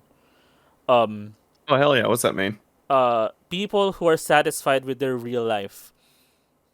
Oh, hell yeah. What the fuck? Yo, can you type that out to me? Because No, it's derogatory. I don't care. Dude, people that are fine with their fine with their real life, dude, that is a thing you could use in existential discussions and make it not derogatory, because holy fuck, the fact that so many people have to, oh shit, I'm on my own tangerine in this tangerine. No, this is Whatever. this is amazing. A part of existentialism is this continuous aspect of trying to figure out the authenticity of one's experience and one's existence. And phenomenology takes on the phenomena that's around us and as a lens for your classes or anything like that, changes your experience. And sometimes it's a negative experience perception that changes your experience. Sometimes it's a positive one, but all of it is this constant desire for authenticity, either consciously or unconsciously. And Paul Sartre would be a bitch and be like, "Oh, yo, as soon as you are trying to find authenticity, you're inauthentic." But I disagree with him. He couldn't maintain his maidens. Now I'm just ranting like a. This is me on my stream. Hello, everyone. It's Hunny Cough Drop. And that has been a Hunny Cough Drop Tangerine TM. Oh, not just yet. I'm not finished yet. Long and short. Did Sartre have one particular partner he was fond of? Oh, Simone de Beauvoir. Yet, it was like one of the funniest relationships because they both practically hated each other, but they boned down so much because they both were like, okay, some of your philosophy works. And it's one of those fascinating things of like a lot better than Hannah Arendt and Martin Heidenberg because, well, Martin Heidenberg was Heidegger, sorry. Martin Heidegger was a active Nazi. And he wrote some fantastic work, and it's a frustrating thing to deal with. But yeah, to kind of wrap up this tangerine of mine and throw away the peels, basically, I think that the slang that you brought up, being happy with one's existence, is something that can be a fantastic absurdist thought to use. Because it's absurd to take something derogatory and make it your own. And to be happy with your life is a necessary goal for most people. And I think can be a fantastic FU to those that want to try to use it against you. I don't know. I like that this entire tangent just came along because I tried to explain the literal meaning of the word riajuu to Hunny. Actually, your explanation is also lacking. Then, the thing with riajuu is that it's a fairly complex. It's a term that encompasses a lot of traits to assign to a person because originally the root word of riajuu means real, yeah. Jew meaning fulfillment. So you are fulfilled. You have a sense of fulfillment with your real life.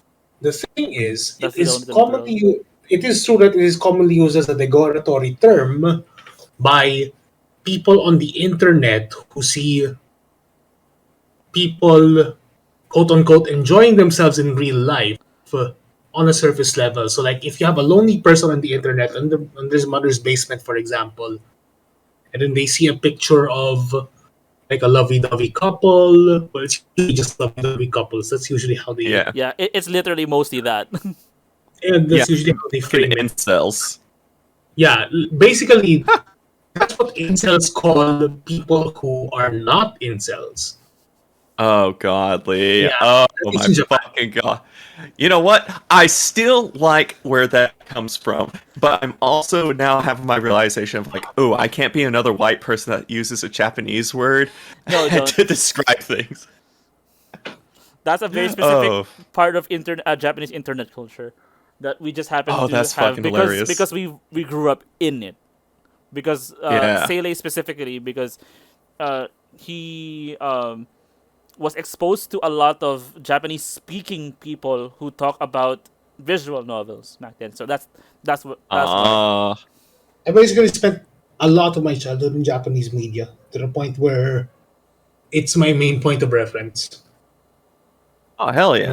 Like that's fair. Like that is a part of your experience that is you. Yeah. So that's dope as hell. So yeah, that is an amazing bit of conversation that we actually expected more of that to happen. Actually. Oh, I mean, it's every once in a while. It's like, okay, I can jump in on this now. I can open up the gate to the unhinged aspect of me, but it's not. It's neither late enough here in the States for me to go truly off rails, nor do I have any like alcohol in me for it to be a nice mix. Yeah, and you also have less than an hour left before your scheduled time is up. So Yep, and before I go to my day job. yeah. I Where were we? yeah, we are Oh yeah, about fuck. R40, 1 hour 40. And that's a really good length for an episode, I think. But I don't think we should close yet. I think Where were we? we were with We were talking about like relationships and stuff like that, and how How did we uh, come? yeah, because marriage and stuff like that, and that being a social expectation yeah, that is because being because it was perpetuated by like Facebook. it was Honey's Okay, stray Facebook. comment about what things you'd normally see in social media. And then Sart and Yeah, then we brought up Sart and Dubois being a power couple that hated each other. yeah, thanks Gora for being good mod as usual. Golly, a small side tangent to this. Oh yeah, don't worry, they're French. Their names are wacky as mess. So I've been training to be able to continue holding on to a line of conversation because my partner and I have this kind of like feral ADHD discussion energy where like one of us will go on a different tangent and then be like, wait, where the fuck were we? And then I'm like, oh yeah, we were here, here, and here. It's like, okay, cool, let's keep going. That is the coffee house experience that exactly the distillation of which is intended to be this podcast. That's why Seele and I made this. That's the entire reason why Seele and I made this entire show. Because our IRL conversations are exactly like you and your partners. That's well, no. That's a huge assumption to be making. But okay, I will preface this by saying that this is an assumption I'm making based on one sentence you said about you two's relationship. No, it's perfectly fine. If I didn't want that assumption to be made, I would not have said that sentence. But on that track of like relationship stuff and pissing off global incels. Yeah. Marriage. What's the deal with that? What's the deal with marriage? The social media expectations, to be exact. Yeah. Yes. The social media expectations. Which I think is just an evolution of what has been like a cultural thing throughout all of like anthropological work on humanity. Like we have our different rituals and stuff like that, and that's one of them that's kind of like continued into the technological age in the bit of, hey, I'm making my marriage announcement. Here's the video of my very expensive marriage. Here's like bunch of memes about how marriage is. Like it's one of those very interesting things that I'm very happy that I'm not going to participate in. Yeah, it's or rather, well, the concept of a wedding in particular is what makes things kind of Mm-hmm. Like the civil union itself is okay there, but then you have people bragging about their weddings, and it's like, breathe in. Yeah. Oh, well, like one thing that's fucked up, and this is, again, I think this is not unique to the United States, but this is definitely an aspect of it that makes me go, that's fucked.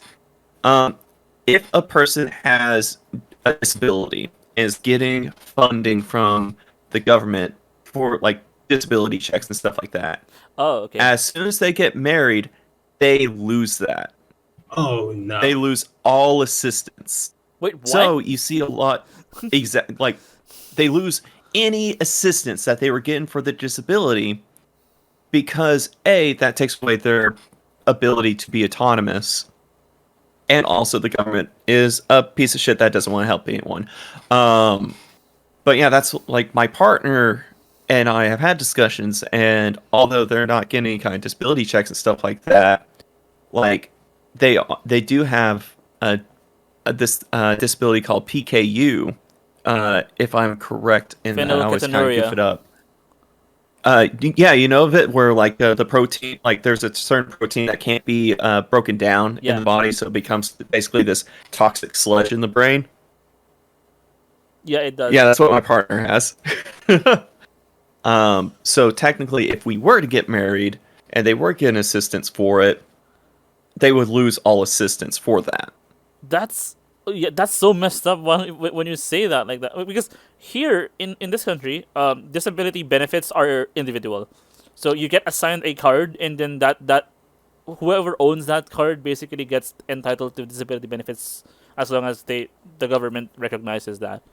So yeah, and that's kind of one of those things where, like, for me personally, I think that the institute of marriage here in the States, is, be it civil or extravagant, is fucked up. Like, it's kind of one of those things that beyond just the historical, like, early 2000s edgelord, like, it's just this misogynistic thing that has perpetuated the patriarchy. It's also a thing that has actual harm to not just women, but also to disabled people. Like, it's a frustrating thing that sucks. And also, all my other siblings are married and have kids, so I don't have to fucking worry about that. Yeah, I was not expecting to hear information like that today. Hey, I'm sorry for laughing at this, but this is like, what? Like, this is like. Hey, no, you gotta learn some fun. Hey, I spent 6 hours learning about y'all stuff. You learn 5 minutes of weird stuff from me. That's good. That's absolutely fair. Because I subjected you to this entire thread of resources that I just gave you. Yeah, that is fair. Which was fantastic. So now, like, okay, so y'all talk about marriage. Yeah, okay, so before we do this, I'm going to basically publicly say this on record for the internet to say, I now owe Hunny a solid for agreeing to be in this podcast to begin with. Oh, Home Skillet, you helped me get to 50 viewers on Twitch. Okay, so I guess that's the payment. Not payment. Yeah, that is all Gucci, my man.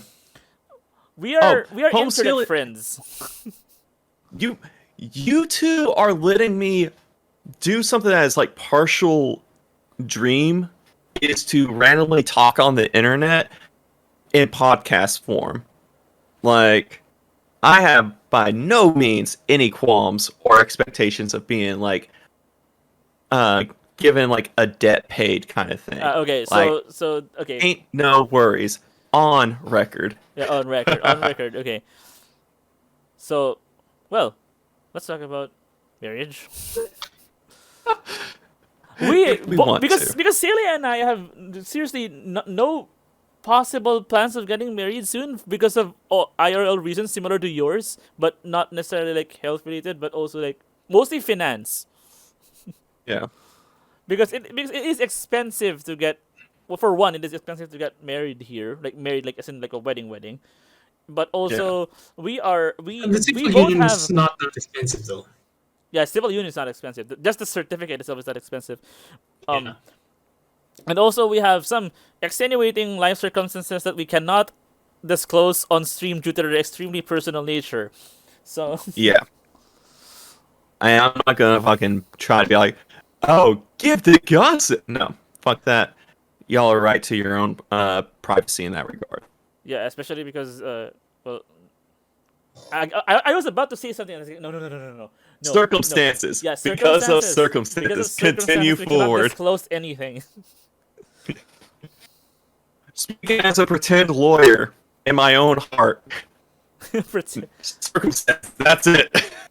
Yeah, that's enough. I don't want to say something that could like reveal something personal, very personal on us on the internet, because, I mean, we do that a lot. Unless you're able to use it as a trap card. we do that a lot on this show, but we do know what kind of like information we are letting out for the most part. So there Yeah. is that. Yeah, internet has way too much of my information for me to like start having to be anxious about it. Yeah. That died long ago. Whenever it was just like, oh yeah, Cambridge Analytica, all these different private information leaks from all these different social medias. Fuck it. Someone Yeah. has my information out there. Yeah, but also, I'm not going to do that to perpetuate someone else that does want to keep their privacy, because that's a damn important thing. Both in y'all's regard, there is real life anxieties, and there is the thing of like, wherever you are, you deserve that ability to stay anonymous. Yeah. For personal desires, for real life risk, whatever it is, and this can go on record. Yeah. Allowing privacy is a human right, and it continues to be absolutely fucked over by not just my country or your country, but by every single country that is complicit in social media and banks and corporations and any other powerful economic entity that uses and abuses that information. Get fucked. Yeah, privacy is a human right. Lordy. Man, I keep The coffee's hitting me now. I keep thinking that I have the next idea in my head, but it's like not proceeding as much nowadays. Whatever. Let's just. Well, Seele has been like oddly silent for most of this. Yeah, sorry, but if I've rolled you on anything. I have no opinion on marriage, to be honest, or rather, I have more conservative leaning with regards to my views on marriage. So, go on. Yeah. Okay. Yeah, I brought Seele in as both somebody that like I'd like to be able to like. I honestly wanted to see what the interaction between Seele and you would be, and second, as like I think I need somebody from that has higher editorial powers than me to actively dictate the tone of how we are going to proceed with this extremely sensitive topic that we have been for the past hour or so. You know how laissez-faire I am with regards to these things. No, well, not when it can get us government liable in this like upcoming government. So Yes, but I haven't actually seen anything that could get us in trouble. And even then, if it does get us in trouble, then good luck to us. oh, okay. So go to Canada with a possibly stream ending wrapping up question, because I think we can summarize everything that we have said on this stream. Question: is it safe to say most of history is a repeating cycle of humans fucking and unfucking itself? I don't really swear that much in my streams, but I make exceptions for quotes. So Hell yeah. Wait, what? it's just not how I was raised. That's it. It doesn't occur. It doesn't occur naturally to me. Like Blue Cuppy is see, he's surprised. He's surprised about me swearing. Can I be the first that starts on this question? Sure. I mean, no, that's supposed to be you. Oh, well, hey. So, a thing that I always feel like, it's not me trying to correct you because being a dillweed. It's mainly in the way of like, it's something that I've changed my perception of it. It's not necessarily we are repeating, because you would think that we've taken lessons from it. History rhymes a lot. And there's some things that are different from it, and some things that are the same. It doesn't seem like at times it's intentional, and other times it does. And it's kind of one of those bits of,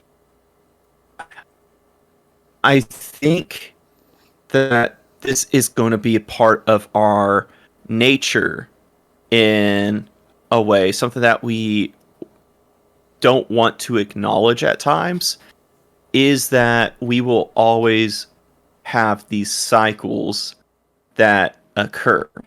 And it'll be either one of those things that, be it a fucking like the Bronze Age kind of catastrophes, the very Eurocentric Dark Ages, like all these different things in which we see catastrophes happen. We see social progress regress. We also see enlightenment, where people do take multiple steps forward for the benefit of everyone around us. We're at a very interesting point, though, because with how devastating humanity's impact has been on this planet, we're going to be at a new chapter of these things changing up so much, where the rhyming of history is going to start to kind of fizzle a bit, because we are hitting a new type of environmental issue, i.e. our temperature being what, like in the 2 or 3 Celsius above healthy temperature, if I'm correct, where things are going to be hotter, so we're going to see more climate crisis. We're going to see more destabilized governments and more anxieties around that, and a lot of people retreating to what they perceive as safe spaces, being digital safe spaces, which will probably create more of these echo chambers. But also in that is the slightly positive take of, we'll also have the good rhyming of our progress. We'll be able to adapt to these new changes. We'll be able to push back on the regression. It's a frustrating thing, but I think it's something that should be embraced, is the cyclical nature that we have acknowledged in our life before. And also to say fuck you to elected officials every once in a while, if you can. I do have, though, a concern regarding that. Yes. Given the amount of information that we have right now, Mm-hmm. and the amount of information flowing around, are the scales much more fragile now compared to before? Are they weaker to tip? That is the thing of, like, I think right now the current moment, and with the kind of thing where the asterisk, this is coming from someone that is a philosophy major that is chronically on Twitter and should take a break from Twitter themselves. I do see that the tipping point is more in the alt-right favor, and this is in the way of, you have authoritative regimes, be them democratically elected or fascistly power vacuum grabbed. Like, we are seeing more the authoritative tipping point, where people are wanting to have more restrictions. They're wanting to put more people to one side than to be intermingled. Like, it's this there is easily a more pessimistic way to go about it. And that can lead to a lot of societal depression in a way. Yeah, I do think, again, kind of to semi-repeat, I do think that the tipping point is precarious, but that can also be in the benefit of, if enough of the social good, and this is kind of that subjective matter to whoever does listen to this, but in the way that I will describe social good, is the advancements of social rights, the advancement of environmental consciousness, the advancement of making sure to care and take in refugees from climate crisis and political crisis, and overall just less of this harmful conservative these conservative actions, like the very social, like, hey, we have to make sure we protect our people, i.e. a racial group of people that are in the majority power, although the minority existing. Like, it's a thing that they can go either way.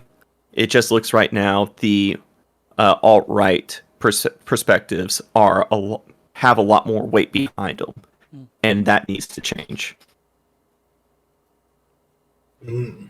I hope that wasn't too rambly.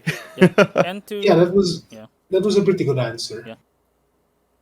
And to probably close this out, I think we should like definitively send a message to our viewers who might be listening to this, like either probably not necessarily now, but also when the final recorded version of this on YouTube actually does come out. That Hey there, future honey. I hope you're enjoying hearing your voice. and the fact is that the next 6 years are going to be tough for everybody in our country at least. But whatever happens, I think people will have your back.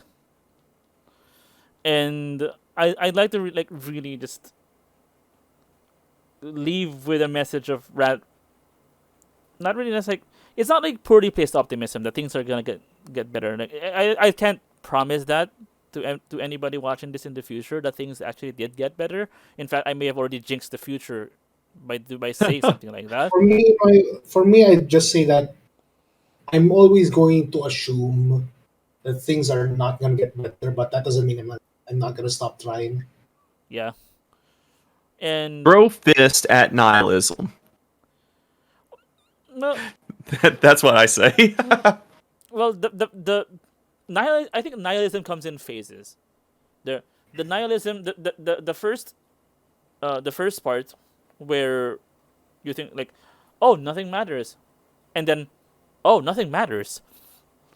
It's like, and there's a lot of like, quote unquote nihilist content out there that's surprisingly optimistic in a sense, because Yeah. like, it's up to us now to make sense of all of the absurdity that's in our lives right now, Mm-hmm. and to make something out of it. And this is the era of our history where and I just realized that my mic has been like this lowered this entire time again. Whoops. This period of history where nothing is certain anymore, and I know there's gonna be like so much like anxiety. Yeah, Camus. I'm Yeah. yeah. There's definitely that. Yeah. Oh, feel free to ask, like, name drop various philosophical figures to us. Some of us will get it. Yeah. So like, it's I think it's going to be one of those things of, if you're wanting to, and there's an important distinction I want to make, is that a lot of these philosophies are very Eurocentric, and that can be a detriment because it does not take into particular histories correctly or well enough. But it is one of those things that I need to do further research for more global philosophical takes.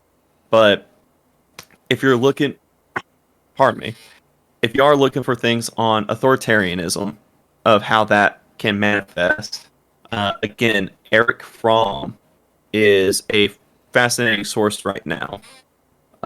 If you are one to like look at absurdism, Albert Camus, definitely fantastic, a really good short story writer. Died too young in a way to where he didn't get to really flesh out a lot of things. There is also, Immanuel Kant, that said a little bit earlier, if you want to look at ethics, but some of his stuff is a little bit whack as hell, so you gotta be mindful of that. Who else? I'll name drop one more just for giggles. Martin Buber Um, one of his books I have is I and Thou. Oh fuck! No, I got one more. Sorry. This is about This will be actually the last one. So sorry. You. What's your name again? I hear Brant Honey actually. Vannon. Actually, That's the last name. Wait, what? Grant's Van? Oh, Brant Frantz Fannin. He was okay. So sorry about the tales of brainworms. All of a sudden, I heard that weird. Yeah, so that's me being like, there is a lot of fantastic philosophers out there to look at, so that you can examine your lived reality, but also the majority of them that are popular are more Eurocentric, and that is the detriment, is that it will not take into the experiences of the Filipino experience. It won't take in the experience of the African continent, like a lot of these different things. It's one of those aspects where they can be good sources to live from, but it is always important to try to find within one's own culture those that have philosophies that were kind of a little bit closer to your experience, or at least try to. And if they're not there, see if you can make it. Be like, hey, how did my culture and its relationship and its history change the way we perceive our existence? Here's a name if you want to read up on Zen, Western world, diets, tetra. Ooh. Going to fucking copy and paste. Yeah, this is the contribution of our board. Yeah. So, thanks for everybody who keeps linking resources and stuff in our internal channel. Those help. Like, seriously, they do help.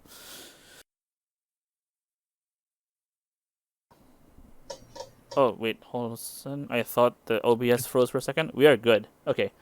Hell yeah. Okay, so to lead us out, first, we are going to do our special thanks by going to this stream. Thanks everybody who joined in. It has been amazing time with you as the host. You as a guest, I mean. Oh, there's more. So Goro actually is linking more sources in the description, in the chat box. That's really good. Okay, so Seele, I know that we've had issues with this portal screen before, but I can assure you that everybody I'll be shouting out from this point onwards is already closely linked to this channel. So okay, make it consensual. Yeah. Everybody I'm going to be shouting out from this for this segment is going to be people who are really close to this channel. I'm gonna check really quick to see if the technicals work. Okay, we are good. So first, let's shout out our actual guest for this episode, Hunny Cough Drop, who does a lot. Who? Yeah, who? All right. They have been racked by internet issues recently, but their main playthrough is Tales of Vesperia Definitive Edition. Yeah, also to everyone that is... Yeah, the internet is actually working a lot better now. Because of our intervention. Father's Day, I do hope that is a good day. Hope you get to chill out with either your father figure, your actual father, your not father, your pet father, if you have a pet father. Well, that's a little, it's like 1 month too early. Your comments on Father's Day. I think this is 1 month too early, but you know what? Oh yeah. This doesn't care about being future proof. Next, we have Yvonne V, who is also we met the same way through the general network of Twitch friends. They are the Celestial Queen. His face, God. All right, this is from Final Fantasy XIV, but they also DM a relatively reoccurring game of Dungeons and Dragons, Their next episode is next Saturday. Well, their time zone at the time. So I mean, this segment is definitely for the live viewers, but it's gonna be kept in because we like to shout out our friends. Next, we have Blue Cubby, who is the again. I will keep pointing this out because this is a very important thing. The person with the first adopter badge for this exact channel. That's bonk worthy. Oh, That's damn. bonk worthy. If you're gonna bite people, at least be cute about it. Is there I'm such a going thing to as a bite cute first. bonk? No, sorry, that wasn't cute. Cutesy enough. Well, I'm going to bite us. That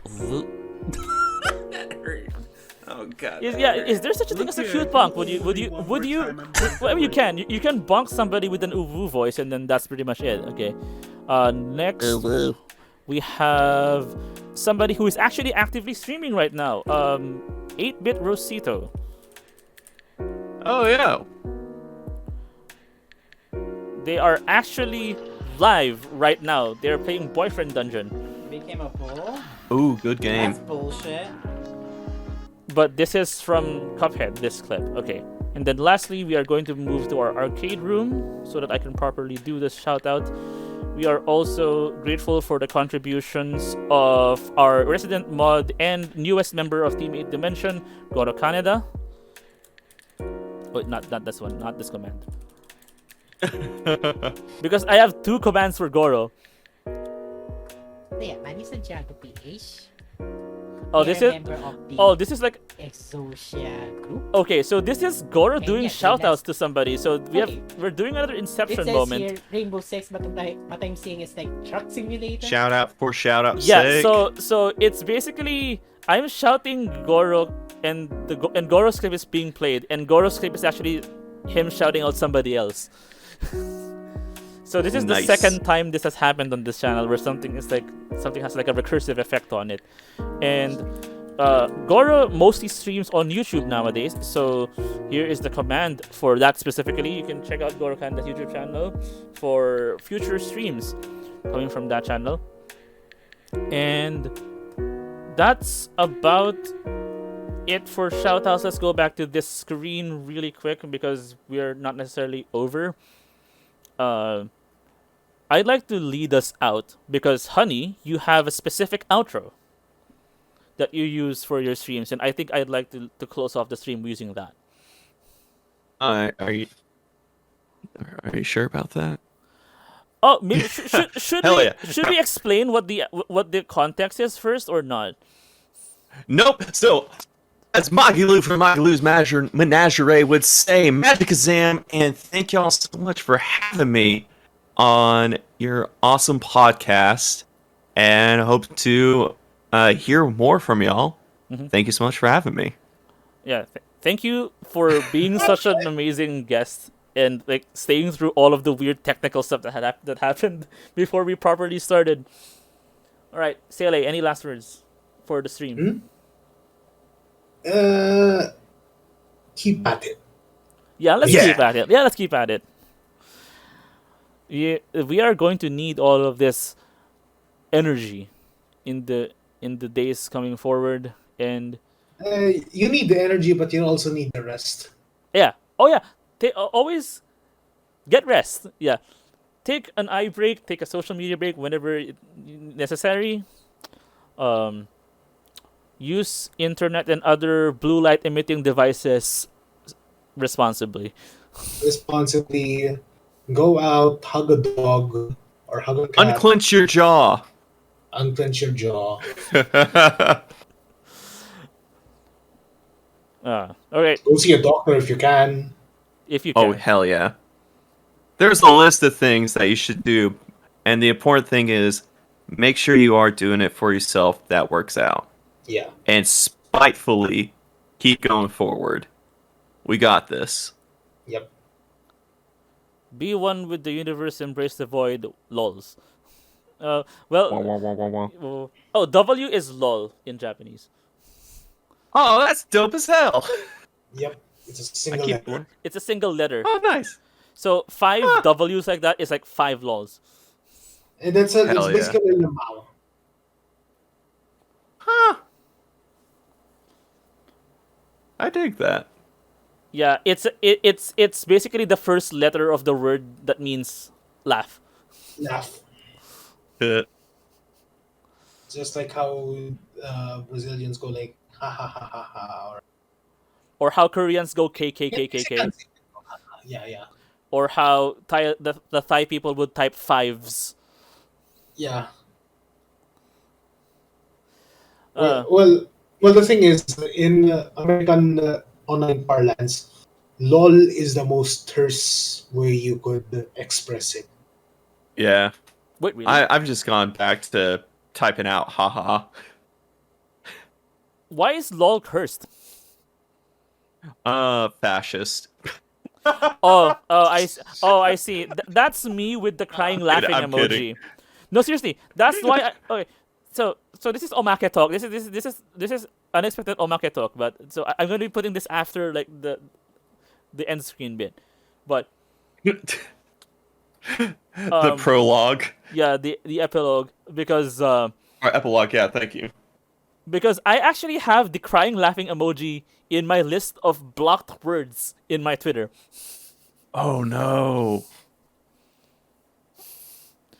Because of how much trolls used it. Oof. Well, that's a random factoid about me. Hey, fantastic. And I think a good way to wrap up. Okay. Again, like take care of yourself on the internet. All right. Bye-bye, everyone. See you, Ijo des. Right? Ijo this. Ijo des. Did I do Yay. that right? Yep. Yay. Yes, excellent. Hell yeah. Excellent.